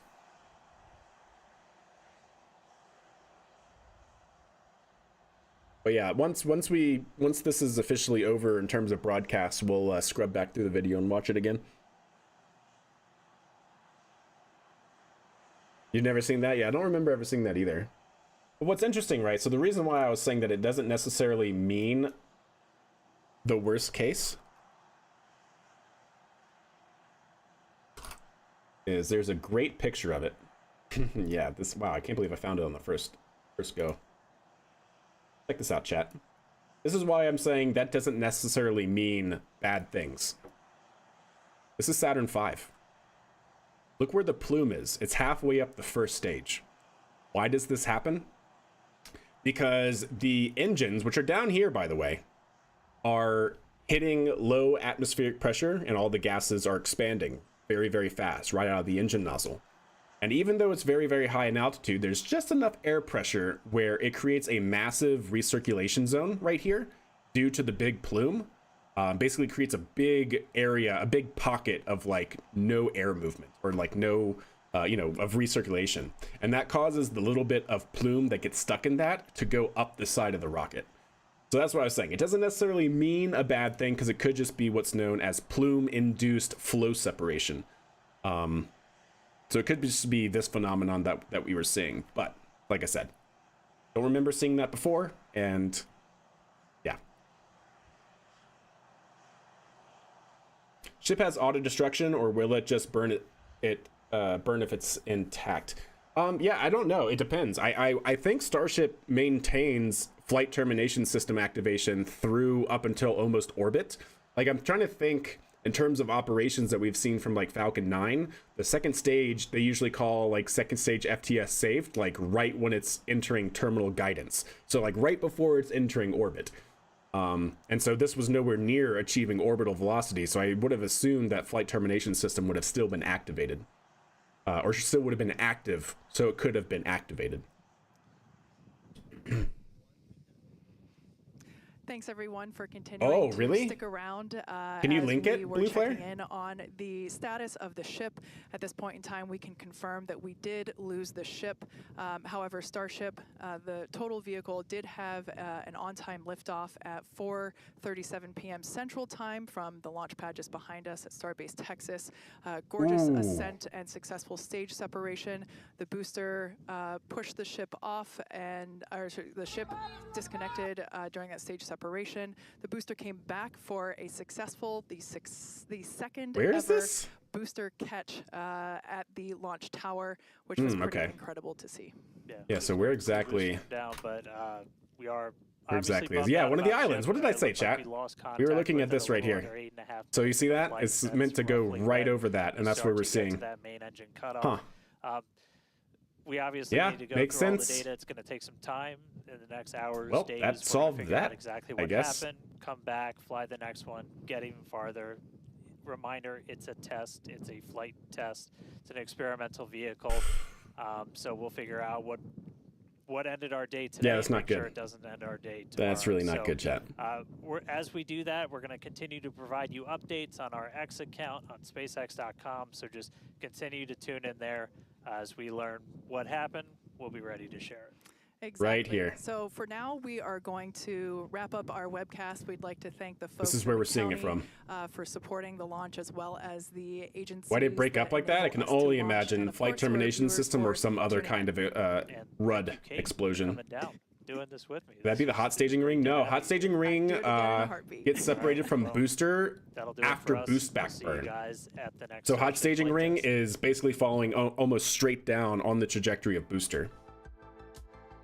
Yeah, now this is either complete RUD, as in something happened and Starship exploded on its own accords, or it's flight termination system. But like I said, I'm pretty sure in terms of upper stage, like, because basically Starship is the upper stage, right? I'm pretty sure in terms of upper stage operations, flight termination system stays active until you almost achieve orbit. Like when you're at, like, say 95% orbital velocity is when you usually hear the call out of flight termination system safed. I'm trying to remember this off the top of my head. I have to go back and look at a Falcon 9 launch, but I'm pretty sure it's like they keep the second stage flight termination system active all the way up until just before orbit. So I think I found the culprit. Let's see. We'll see again. This is what I was talking about before, and I was definitely very worried about this when I first saw it. Because, yeah, you see right there, that's what I was trying to talk about earlier, but the camera cut too quick. You can definitely see fire there. But I don't know where this would be to see fire here. Does that mean, is this the engine bay? This is definitely the engine bay right here. But is this just open on the inside? Because I would have thought the skin would have flown all the way down, right? And so this would be closed off. And so otherwise, why would we be seeing fire? Unless the actuator is actually inside the engine bay and the fire is in the engine bay. You can see one engine already shut down here. It's 4 millimeters thick of skin. Yeah, but still, like, so the fire got punched through, then you have actually other issues, because just fire in itself and a vacuum for stainless steel will not just burn through like that. Yeah. So I don't know. And like I said, like, how does this play into what I was showing here previously? Yeah, let's also, now that we know that that is ending, we can go back here and check it out. Because we were also looking at this, and I like Scott Manley's take on, wait, did I exit out of it? Or where was it? No, it's not there. Not there. Where did I have it? The plume-induced flow separation. Did I exit out of it? I guess I did. Okay. I remember we were talking about this picture right here. So it's like, is this what's actually happening there? And so we're just seeing in that small tucked in section of the flap, where we're just seeing some of the recirculation of the plume just staying there because it's just a circulation zone. Or is it high enough to where that's no longer a factor because it's in a near vacuum already, and that is actually fire burning through into the compartment of the flap? I don't know. That's what I'm saying. I don't know enough on that one. And what you got here floating? Ah, yeah. Starship 7 breaking up and re-entering over Turks. Yeah, God, that's not good at all. So that's definitely an FAA investigation. Hopefully they can find the mishap quickly.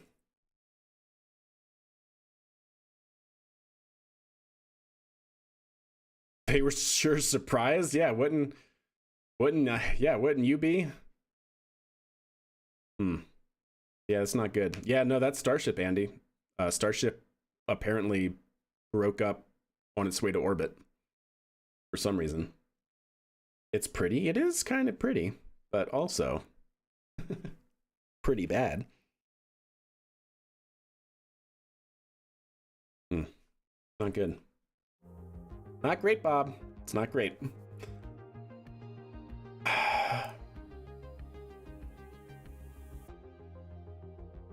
Ooh. to catch. All right, let's watch the landing real booster quick. At the tower. This would be the second tower. Let's watch catch. the landing. Oh, Landing burn. I can't believe we got all 13 engines See, on 13 landing engines? burn, but only got 12 out of 13 on the boost back burn. Booster now hovering as it aligns with the tower for catch. Oh, Booster goosebumps, chat. coming in. Goosebumps. Get Down ready to for that boom, Kate. down to 3 engines. Did you see? Wait. Did you see how hard the gimbals were working when it was coming into the catch arms? Watch this. It basically engines Booster coming Watch the in. gimbal Get as ready it for comes that down. boom, Kate. down to 3 engines. Right there, back, forth. It's just Booster ready for shutdown. and then shut down. Oh man. Go ahead, pop the booster.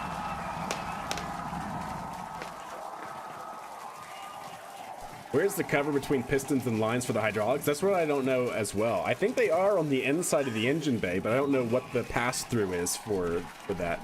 You heard it here. Mechzilla has caught the booster. Yeah, it Once did, again, Graham. You're for not the wrong. second time, It could have a just been exposure successful though, or just the catch camera by angle, the but launch because it tower. was a This is different the camera same angle that tower, time. the launch pad where that booster took So off it was from around just 20,000 7.5 kilometers an hour minutes for ago. Starship, right? Great view from the Bullseye. chopstick arms, looking at those hypersonic grid fins that steer the booster for that precision landing. It And I almost mean, looks you like it's can- flapping its Yeah, wings. you can see just how small that catch fetting is too on something that's just so massive. So we have engine out. That was It still absolutely looks insane. stable. You can see a fire Meanwhile- here. We're not done, but We're wait, not there's done more. yet. Still engine out. Another engine out. Wow. Another engine that is out. just Oh, all three on one side. All three on one side. What does this look like? Is this doing Absolutely anything? stunning. Rates still look mildly. Oh And this, no, of the rates do course, not look good. A gorgeous view there from the no, tower, still looking fine down on the at rates top here. of the booster. In the top. Still going. All right, and we are tracking. Then shutdown. Or then loss of telemetry.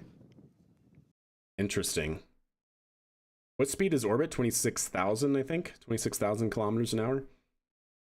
CH4. Yeah, I noticed CH4, but they've always had a difference between LOX and CH4, but usually it's actually the LOX that is typically lower than CH4, I think. That's really interesting, chat. So what we saw was the entire, what would you call this? Let's just call this section 1. The entire section 1 of Starship shut down, and then it started to cascade into section 2. But we go 1 engine, 2 engine, 3 engine, 4 engine shutdown, or explosion, loss of telemetry. Yeah, so sequential shutdown is really interesting. That was a Fed fire. It definitely, if that fire is connected to this, it was definitely burning orange, which would be fuel rich. Which flap is that? I think that is the starboard. I want to say that was the starboard because we were upside down. I think it was starboard. Which fire? The fire that we're talking Catch about fetting is too once on- it switches That back was here. That one absolutely right there. insane. And so Meanwhile- there is hydraulic systems where that flap is. There is a hydraulic system in the engine bay. Oh, come on. X is failing. Wow, X just completely failed? Really? You're going to make me refresh, and are you going to drop the video now? Am I still live? No, I'm still live. Really? Okay. Data, looking to make sure Successful catch to see come back down. that you can see just how small that. So we catch got one fetting engine is out too there. on something that's just so massive. It switches. That fire right there. It's right here in this joint. This is where the actuator connects into the flap here. That was You can see it burning. absolutely insane. Yeah. Meanwhile- Interesting, chat. We're not done, but We're wait, not there's done more. yet.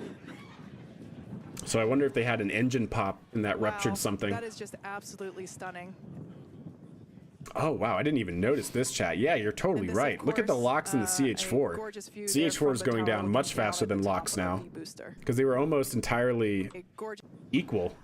Oh, wow. You can really see it there. Do you see that, chat, as I'm backing it up? And now I'm going forward. CH4 is draining very quickly. So Wow. Yeah, that is... not, So where's the CH4 tank? meanwhile, CH4, CH4, CH4, done CH4. Yeah, CH4 is the top. So the new downcomers. Wow, that is Oh. just absolutely stunning. Yeah, one of the improvements made on version 2 Starship was This, of they added course, those new a vacuum gorgeous jacketed view fuel there from the lines. tower looking down at the Each top of the Raptor has booster. its own dedicated fuel line. And then the center we are Raptors have a single tracking. fuel line. Now Interesting. we're standing by for views from the ship. But I don't know, who can yeah. keep their eyes off Could of be. that incredible sight. We'll know nothing That is until we once get an again official the report, but second catch of a booster. that's back kind of at what the launch maybe tower. seems like, It was Xerax. incredible to see it Just come off back of the down, limited information we just have a- right now, this but silver flare in like the all sky. is obviously pure And speculation, we can but still see the launch plume it is interesting to see behind just us, how and fast that wow, locks that, load just quick completely headlights drops off. view there. Like, look at that. Strapping it for that precision Everything is landing. equal for 7 minutes. Was it 7 minutes equal? Our booster at the Yeah. tower. For This would well, be not the for 7 minutes. For at second least tower catch 3.5 minutes, locks and CH4 were equal. And almost then looks like right it's here booster at around for that 7 precision minutes and landing. 40 seconds at the point of shutdown, they're equal. And then the CH4 starts draining faster than locks. And then we have more engine out, CH4 draining even faster than locks. all right, and Speed we is are still increasing, and then we have shutdown, or then we have telemetry loss. Yeah. That is not great. What caused Starship or other rocket to lose control? Yeah, don't know. My guess, just based off of this limited little bit of information we have, is that the top sea level Raptor here had some sort of problem and took the rest of it out. Either that or it was an internal problem because, like I said, they were testing these new fuel lines feeding down from the Methalox tanks, feeding each individual Vactor, and the Vactors lost supply. It's interesting. Why would the RVACs lose supply if they now have their own dedicated supply line? Unless they were starved of liquid oxygen. Because they all share a liquid oxygen. Generous and clever. Yo, Sats Runner coming in with a Twitch Prime subscription. 4 Kerbal years of support. Much love to you, my friend. Thank you, thank you. Yeah, the engine popped and took it out. Took the others out. I don't know. I don't know because like I'm trying to think of like what actual Starship looks like in terms of their configuration. These engines are really close. So if an engine like just outright exploded, would it not take all 3 engines in the center out at the same time? Because it's not like Booster where the engines are actually packed into their own nacelles and basically shielded from the rest of them to actually counteract possible explosions. But it is interesting that we lose one. How long in between each did we lose? We can still see the ship's engine. Not There's done more. yet. All right, so From we just lost the 7.5 first one. minutes ago. Great view from the Well- chopstick arms looking at those hypersonic grid fins that steer the booster for that precision Right there. We lost it in terms of telemetry at 7 minutes and 40 seconds. landing.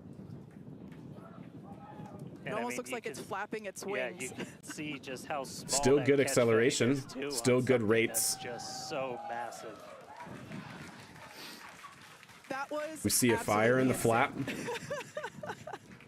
Meanwhile, insane. We're not done. But We're wait, not there's done Still more. got good engines. Second one lost 22 seconds later. Followed almost immediately by the Vactor.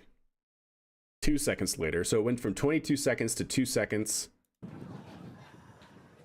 Wow, that is just absolutely stunning. Then we lose the other center or the other Vactor.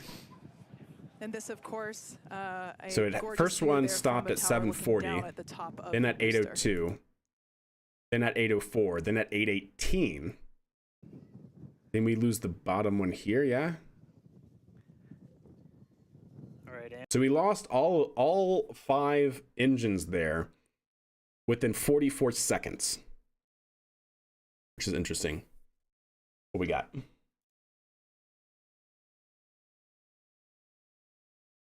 Caribbean Sea, Elon Musk. Yeah. Oh, is this? Oh, okay. Starting to re-enter. Oh, yep, it popped. It definitely popped. Yep, it popped. It very much popped. Yeah, very much popped. Yeah, another one. Wow, that's such a big dispersion. Oh, that's crazy. If the downcomers failed, the fuel would start mixing into non-optimal engine mixtures, which the engines would detect and shut off.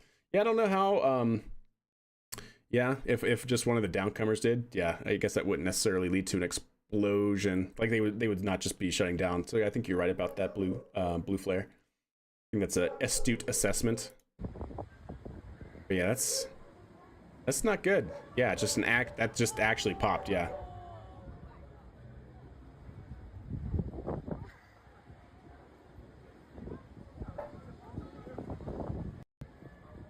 Yeah, oh yeah, no, it's still over water, but you don't know how big that dispersion might necessarily go, you know? I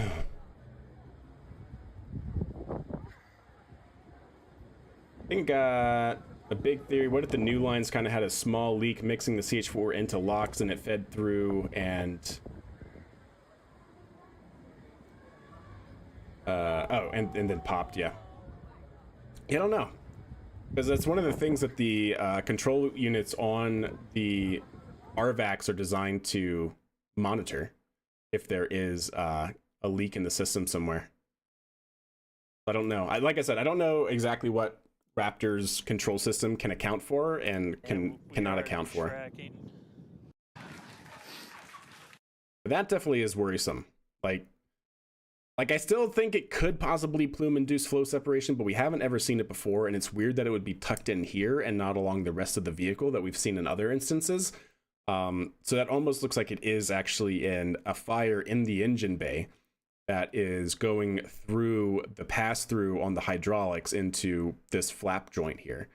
So it is interesting in that perspective. Meanwhile, Sequential shutdown in that case could we're be. not There's done more. yet. Yeah, I don't know.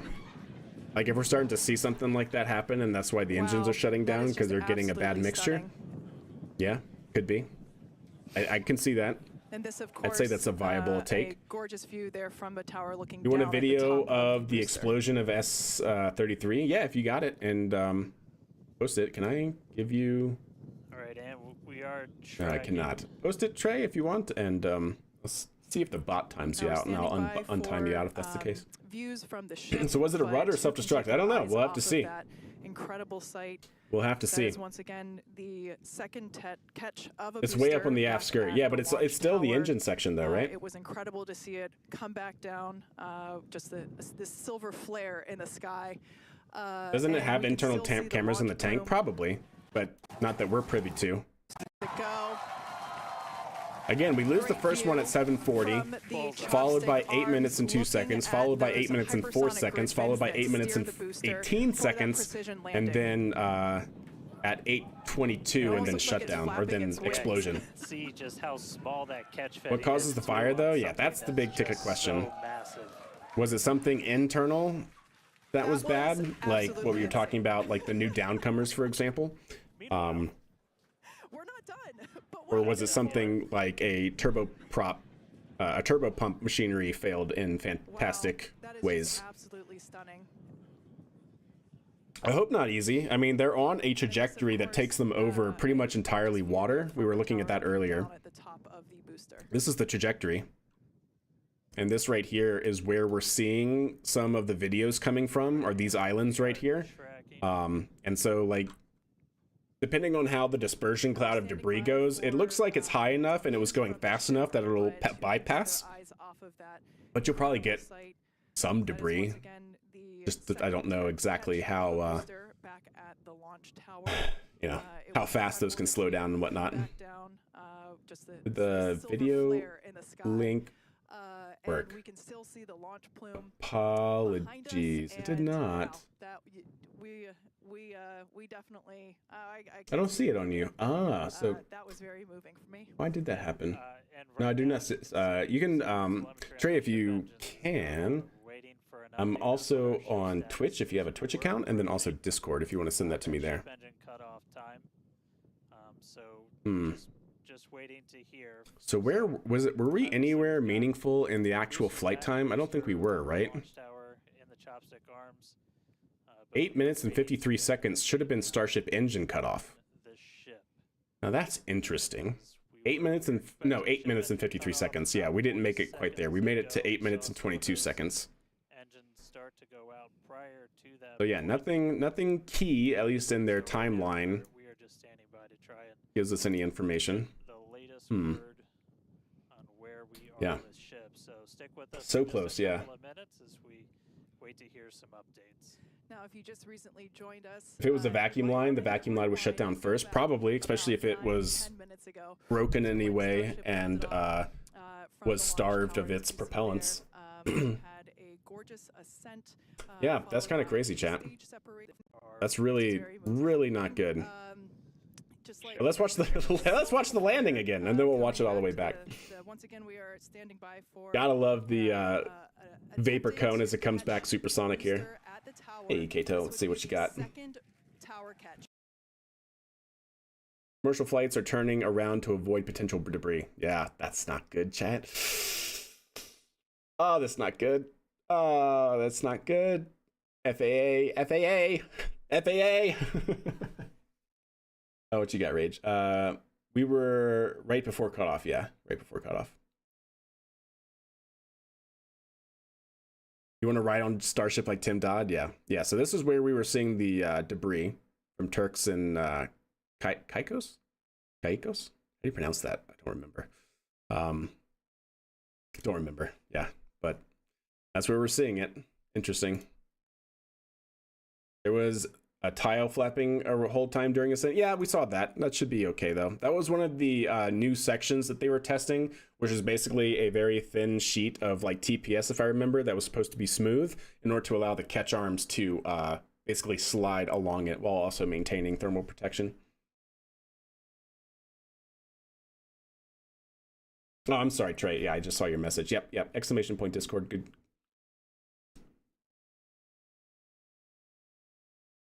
Lighting up SpaceX phones. Yeah, probably already had the liaison there.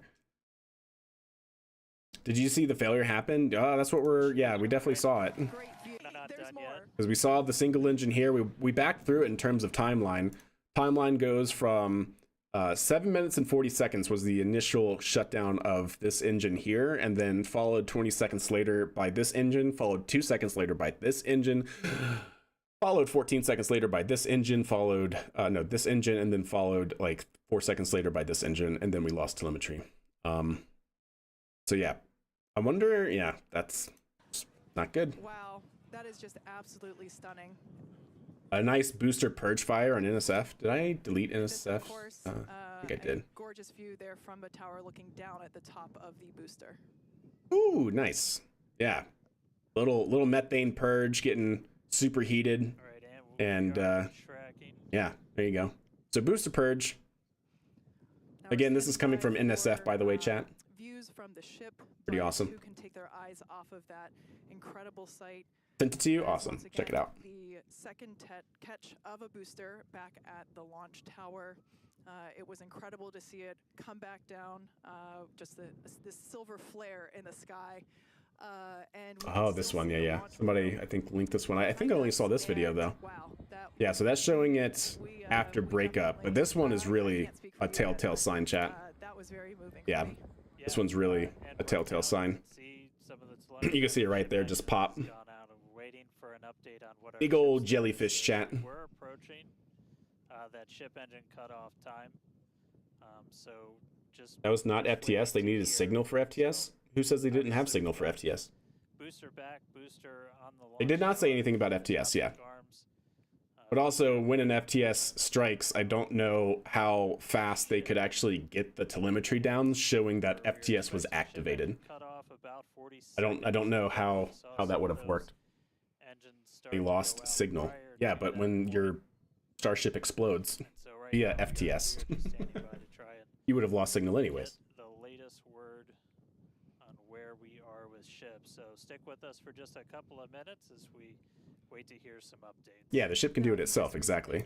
That's what I'm saying. Like, they don't have to press the button. It could have happened automatically, which would have resulted in loss of signal because FTS caused the explosion, and therefore that. Wouldn't they know if they did it? I don't know.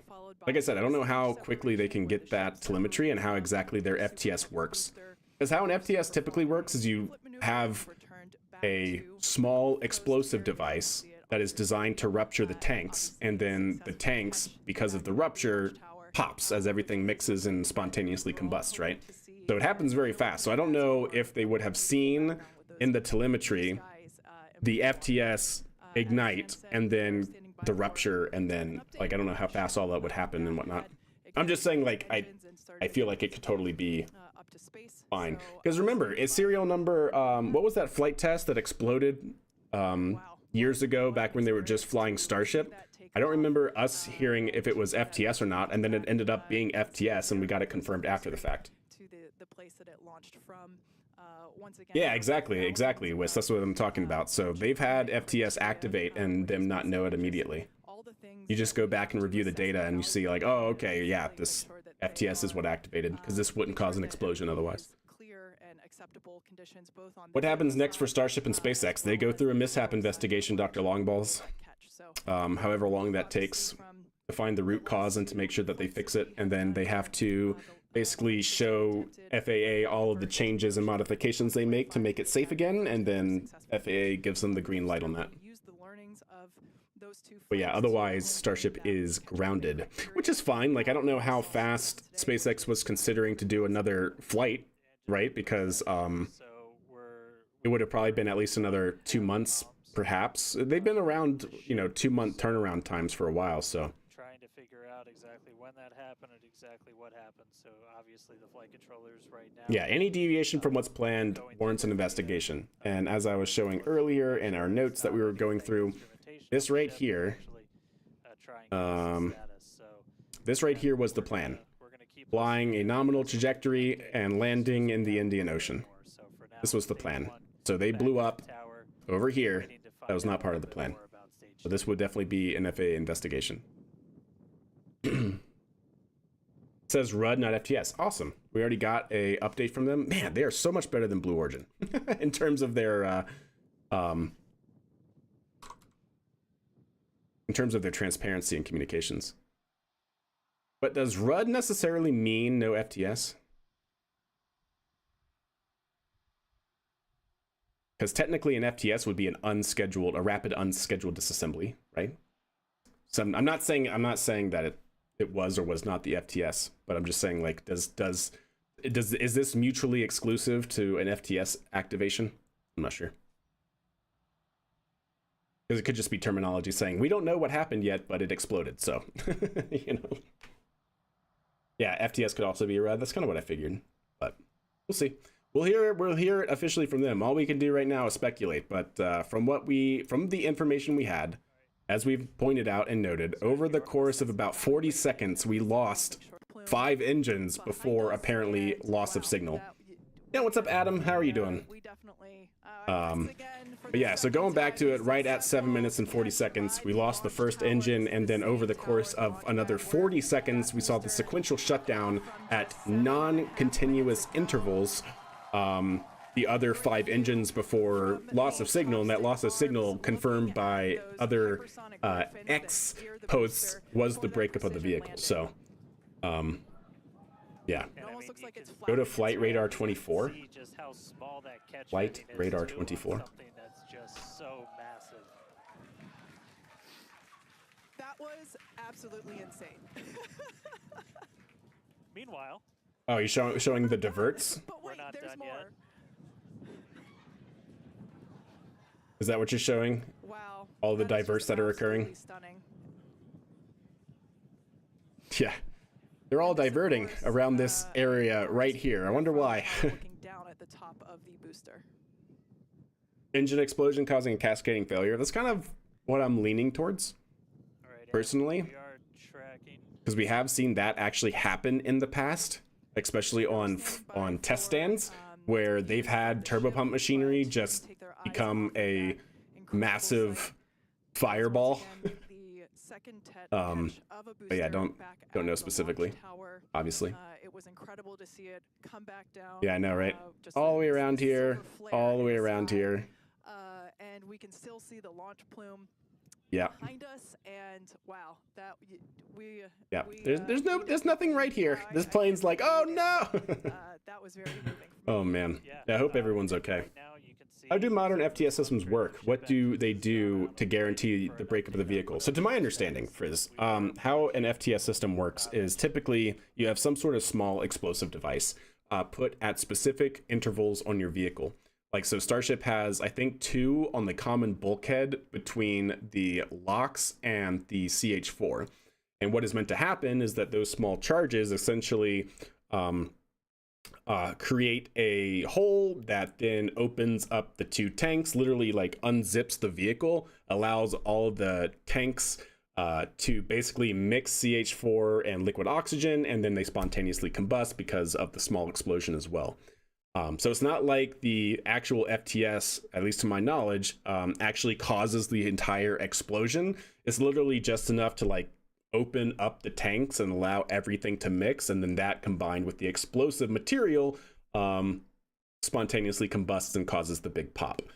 Because you notice on flight test 5, no, I'm sorry, flight test 4, or was it 3? One of the early flight tests, maybe it was flight test 3. Starship, when they tried to activate the FTS, and then it took like a minute. It took like 60 seconds or something like that for the FTS to actually finally cause the entire vehicle to explode because they didn't have enough, apparently. Kind of interesting. But you could literally see on the FTS, like where the FTS were located, like propellant or whatever spewing out. It was IFT1, gotcha. Literally, you could see propellant spewing out, but the charges weren't big enough to cause it to just mix and explode, which was kind of interesting. But yeah. So yeah, anyways, really not good, chat, that occurred today. Because that's going to cause an FAA investigation for mishap. And then, of course, they got to figure out what happened and make the fixes. Was it an engine problem? Was it the new downcomer fuel lines going from the CH4 down to the Raptor engines? Because they have 4 new fuel line designs on the internal structure of Starship version 2 that were not there for version 1. Yeah. Or was it some other issue that we're not thinking about currently? It's kind of interesting. 10, 9, 8, 7, 6. Oh yeah, we saw this. Yes, indeed. All right, let's just sit back, relax, and watch what we can. 5, 4, 3. Investigation's going to be a pain. Hopefully they'll get through it pretty quickly. SpaceX is a pro at doing these mishap investigations now. We have liftoff. Ah, but see, look at this, chat. So you see all of that? That's the noise, literally the sound waves, the pressure waves coming off of the vehicle, hitting the ground and reverberating back, and it's actually going through the atmosphere. And you can see it interacting with all the dust and the steam that's in the air. All of those waves. Ah, it's so cool. So you see it again. See all that? Ah, you can just see it shaking the entire ground and air. Man.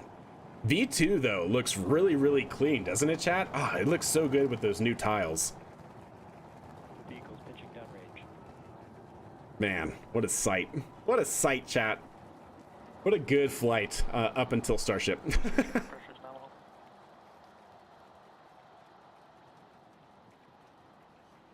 Guess we'll have to cut open new ships right now.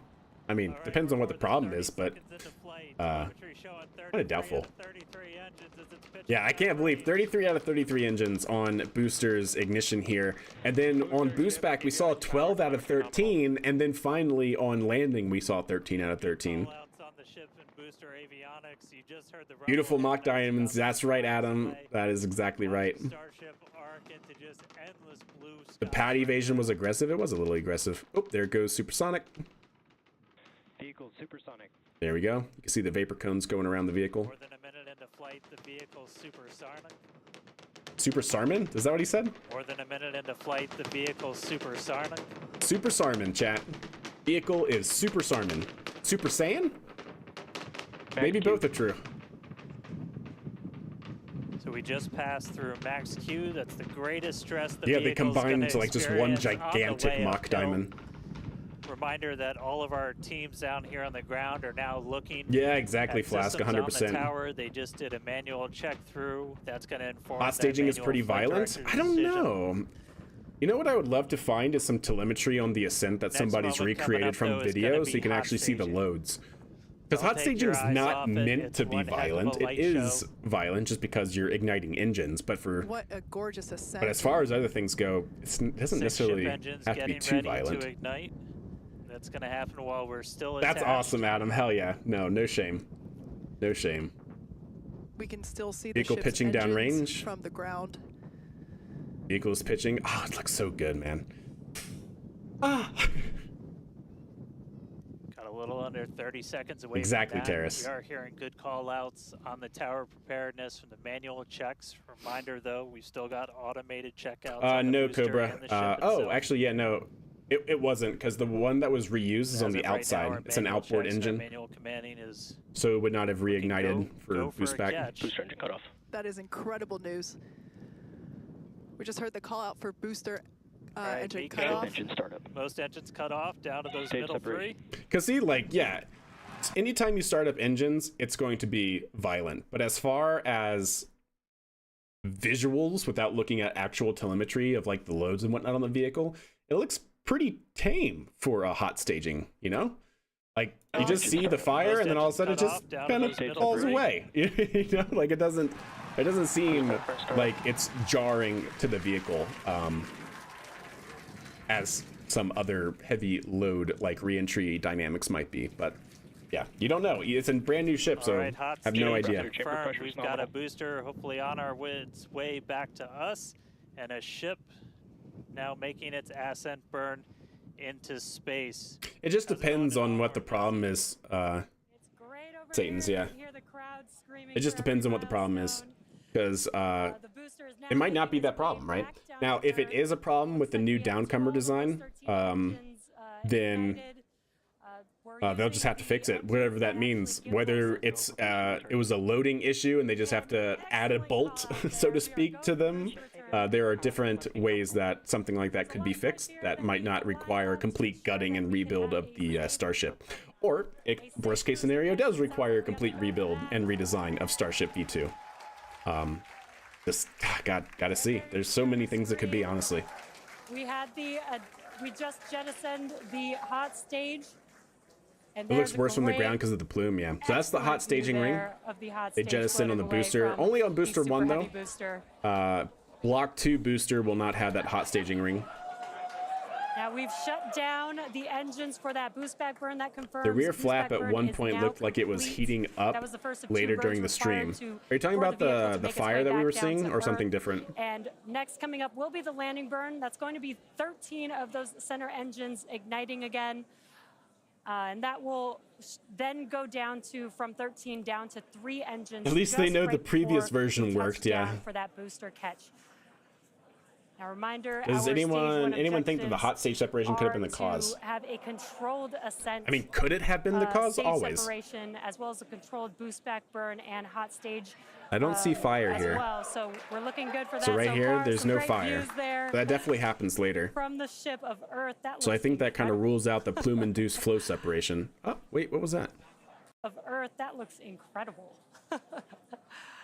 Oh, it's just a particle going by. I thought it was like a little flame, but no, it's just a particle. But no, yeah, you don't see it in that flap Now there. Starship's ship is still firing its engines right now, Starship trajectory nominal. and great call-outs. Starship trajectory is nominal.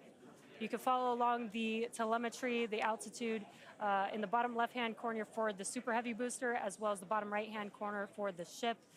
And these views are just amazing.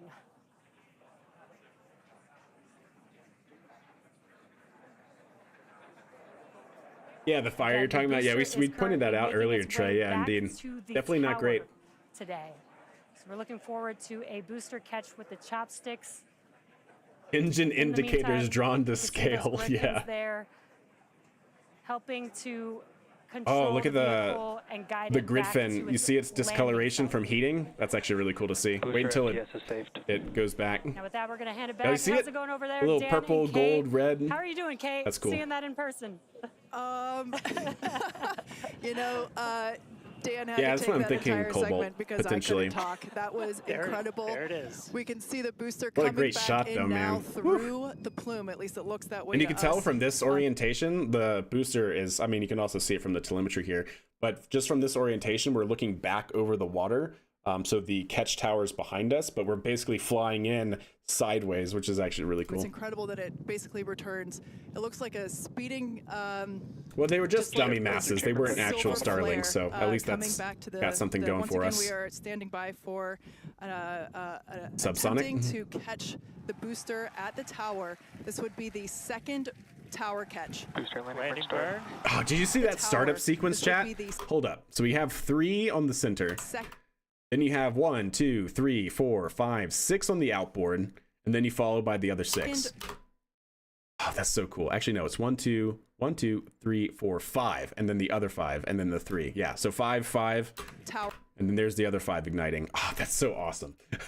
That's so cool seeing that in sequence there. Attempting to catch the booster at So, the tower. This would be the 3, second 8, tower 10. catch. Oh, no, 3, 8, Landing 15. burn. No, 13. 3, 8, 13. Man, Seeing math is 13 hard, chat. engines. And then they shut Booster down to now 3. hovering as it aligns with the tower for catch. They did exit the payload bay. You're not Booster wrong, Aster. coming in. And then watch the Ready for gimbal, that chat. boom, Kate. Down to Watch 3 the gimbal. engines. Gimbal going everywhere. Booster landing for I agree, start. Chili. I agree. Yeah, it was very, very smooth. Booster.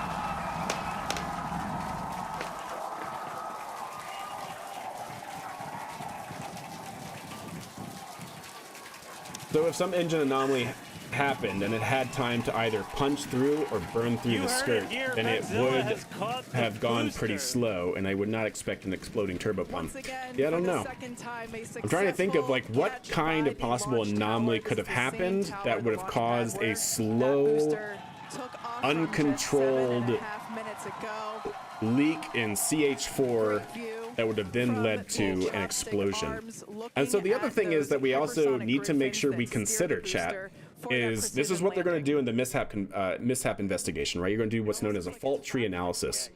You're going to look at all the things that we do know occurred, such as engine out, and then we're going to look at the end result. End result, of course, being the pop. But you can't just draw the conclusion that the things that caused the engine to go out caused the pop. Right? Like, this is definitely a potential application for what's known as cascading failure, for multiple problems all accumulating together into the violent explosion and RUD that we saw. Because what could have happened, just throwing this out there, is we lose all these engines sequentially because of some sort of, let's call it, one of the engines popped, ruptured one of the fuel lines, and therefore starved the rest of the engines. Let's just say that happened, right? And that starved all of these engines except for one. Well, now it no longer has attitude control, and now it starts to tumble, and it starts to tumble very, very quickly until it breaks up, right? So, like, you gotta, this is a very good example, potentially, of having something cause one thing that leads to the eventual effect, right? It's interesting to think about, right? Like, just because we lost these engines doesn't actually mean that the thing with the engines is what caused the explosion. Just putting that out there. Just feel like that has to be said. Any chance that the FAA investigation takes less time with the new administration, or is that irrelevant? Well, the thing with the FAA that we have to know in terms of licensing and mishap investigations and whatnot is the FAA is already working on implementing a more streamlined approach. It just hasn't taken full effect, right? Like, the FAA completely redesigned and reworked how they are doing launch licensing and launch mishap investigations, but it doesn't come into full effect until 2026 next year. So it was already a thing. It's already a thing that the I think it was under the Trump administration, the previous Trump administration. It may have been Biden. I don't remember. Anyways, they already implemented that redesign of the FAA structure for spaceflight. It takes time to implement it all, to make sure you roll it out in sequence instead of just turning everything over, you know?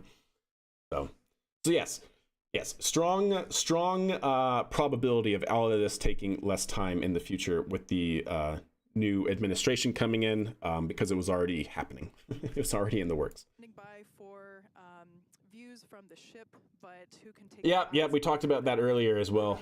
Yeah, we talked. So, like I said before, we lose the top engine, then this bottom left engine, and then this top left engine, and then this top right engine, and then this lower right engine, and then we lose telemetry. So it was very sequential. We lose one side, and then we lose the other side before we apparently explode and lose telemetry.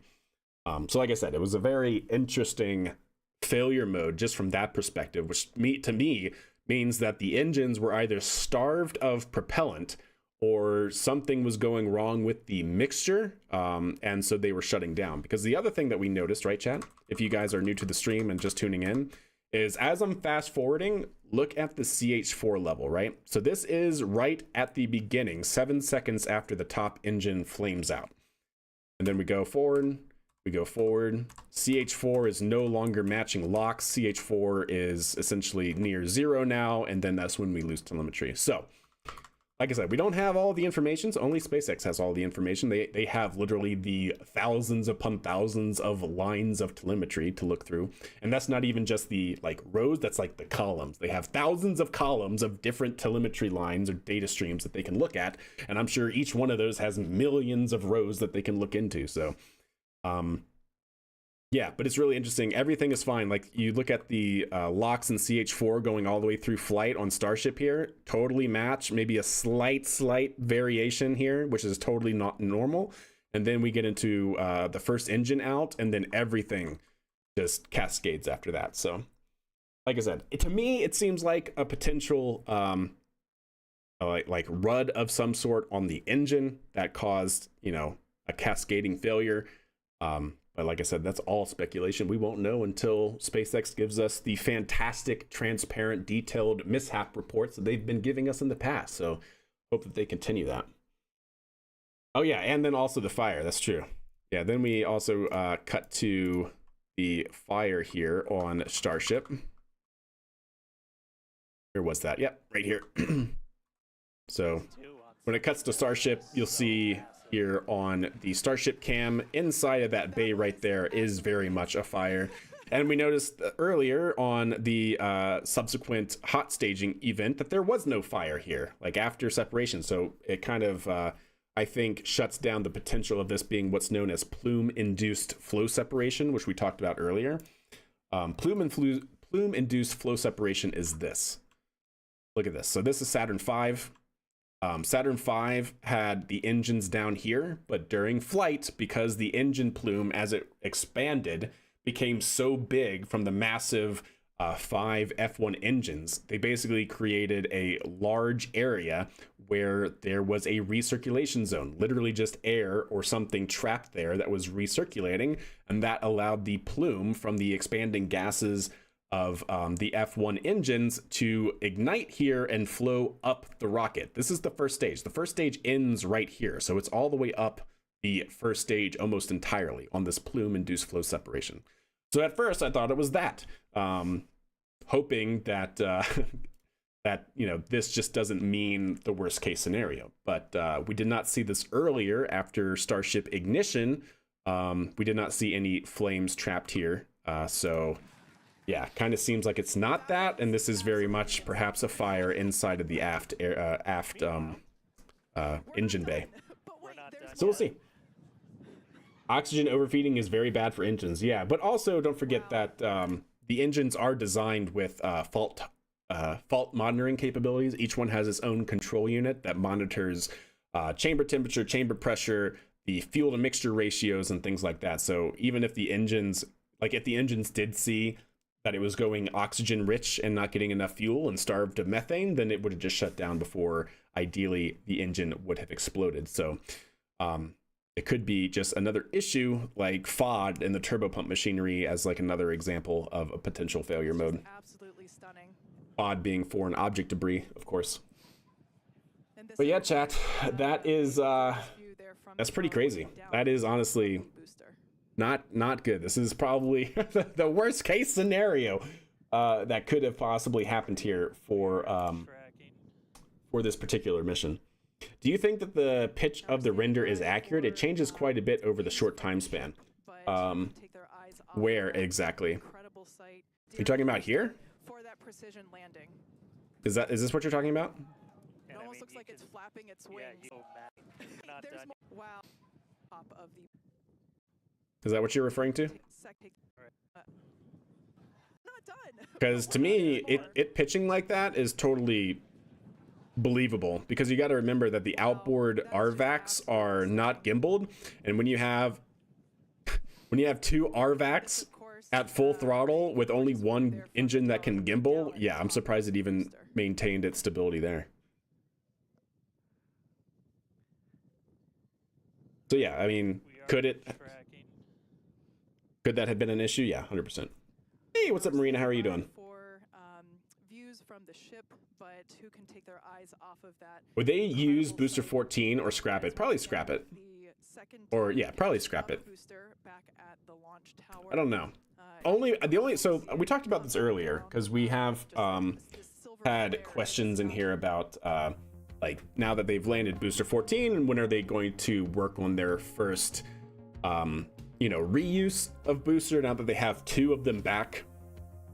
My thinking is SpaceX, as much as they very much like to just like test and launch, they're already building more booster, like super heavy boosters in the Mega Bay. Like they already have a backlog at the production facility of more of these things.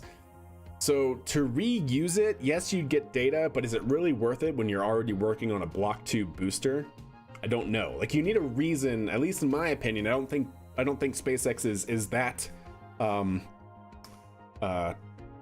spontaneous, if you will, that they would just fly booster without having a good reason. And yes, flying booster 1, Block 1 is still very valuable because you can see exactly how all your system maintains itself, flying again in its entirety, and yeah, sure, you can definitely get good data, but I personally think with them already looking to go to booster version 2, that they would wait until version 2 to refly when you already have a back order of booster version 1s. So I'm not sure.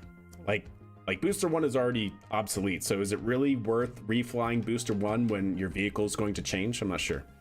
My intuition says no, but SpaceX could just be like, hey, we already got it, why not? So it all depends on what SpaceX wants to achieve in terms of their objectives.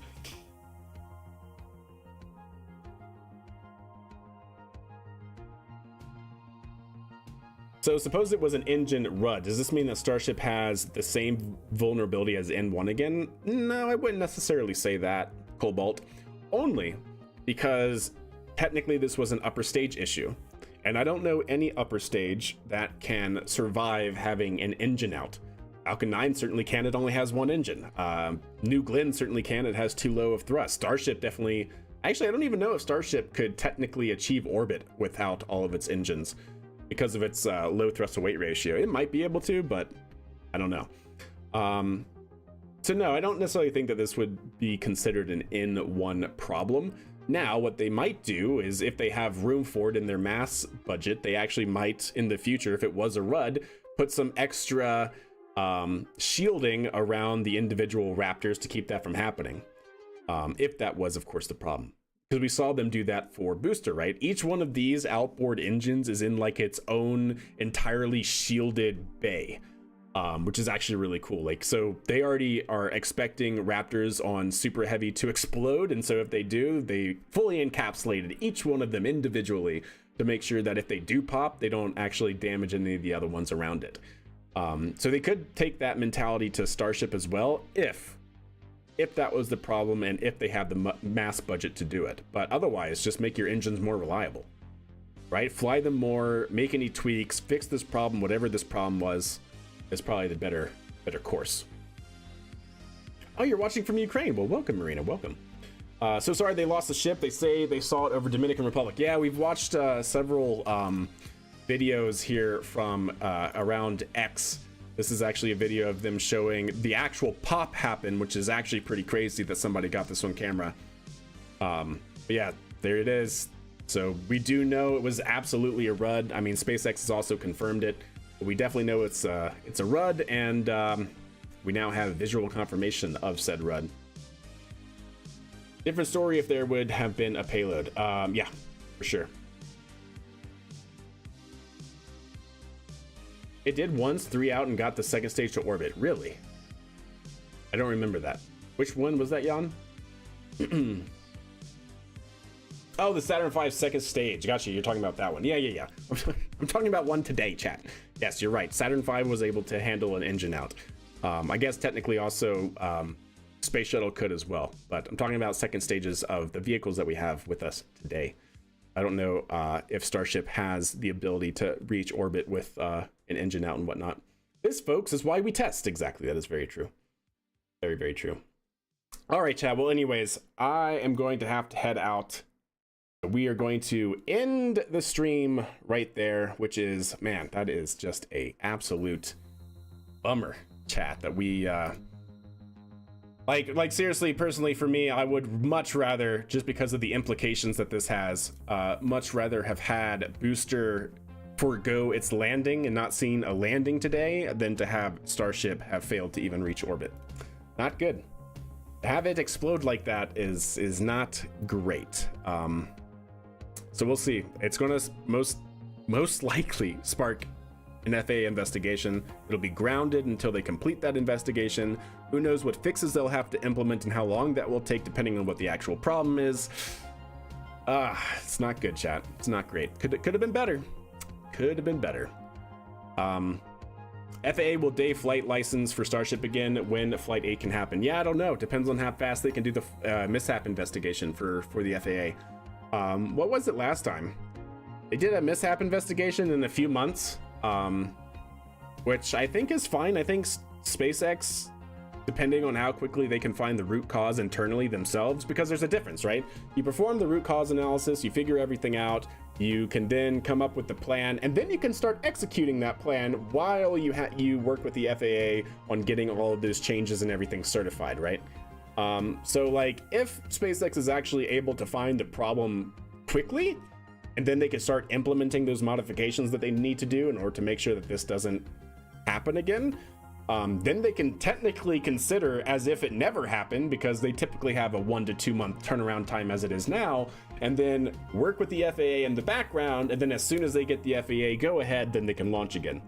We saw them do that last time on the last mishap investigation that they had to perform. So yeah, definitely interesting to see exactly what's going to happen. But anyways, chat, that's going to do it for me. Hope you guys enjoyed the stream. Much love to all of you for hanging out. Next stream will be tomorrow, where we'll be getting back into some more Kerbal Space programs starting around 7 p.m. Mountain Time. But yeah, really happy to bring you guys the launch coverage. That was definitely fun, exciting, and then amazing to see the catch, and then just completely let the wind out of the sails. But we did see a catch, and that was fantastic. But I'm out, chat. Have a wonderful rest of your day. A good Friday. Happy Friday from me to you. Hope to see you guys tomorrow. And until next time.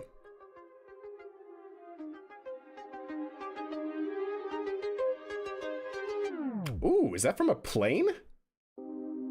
Dang, Funky Bot. Damn. Here, real quick, chat. Real quick, I'll give you a little sneak peek. Boop. From a plane. Look at that. Wild. All right, I'm out.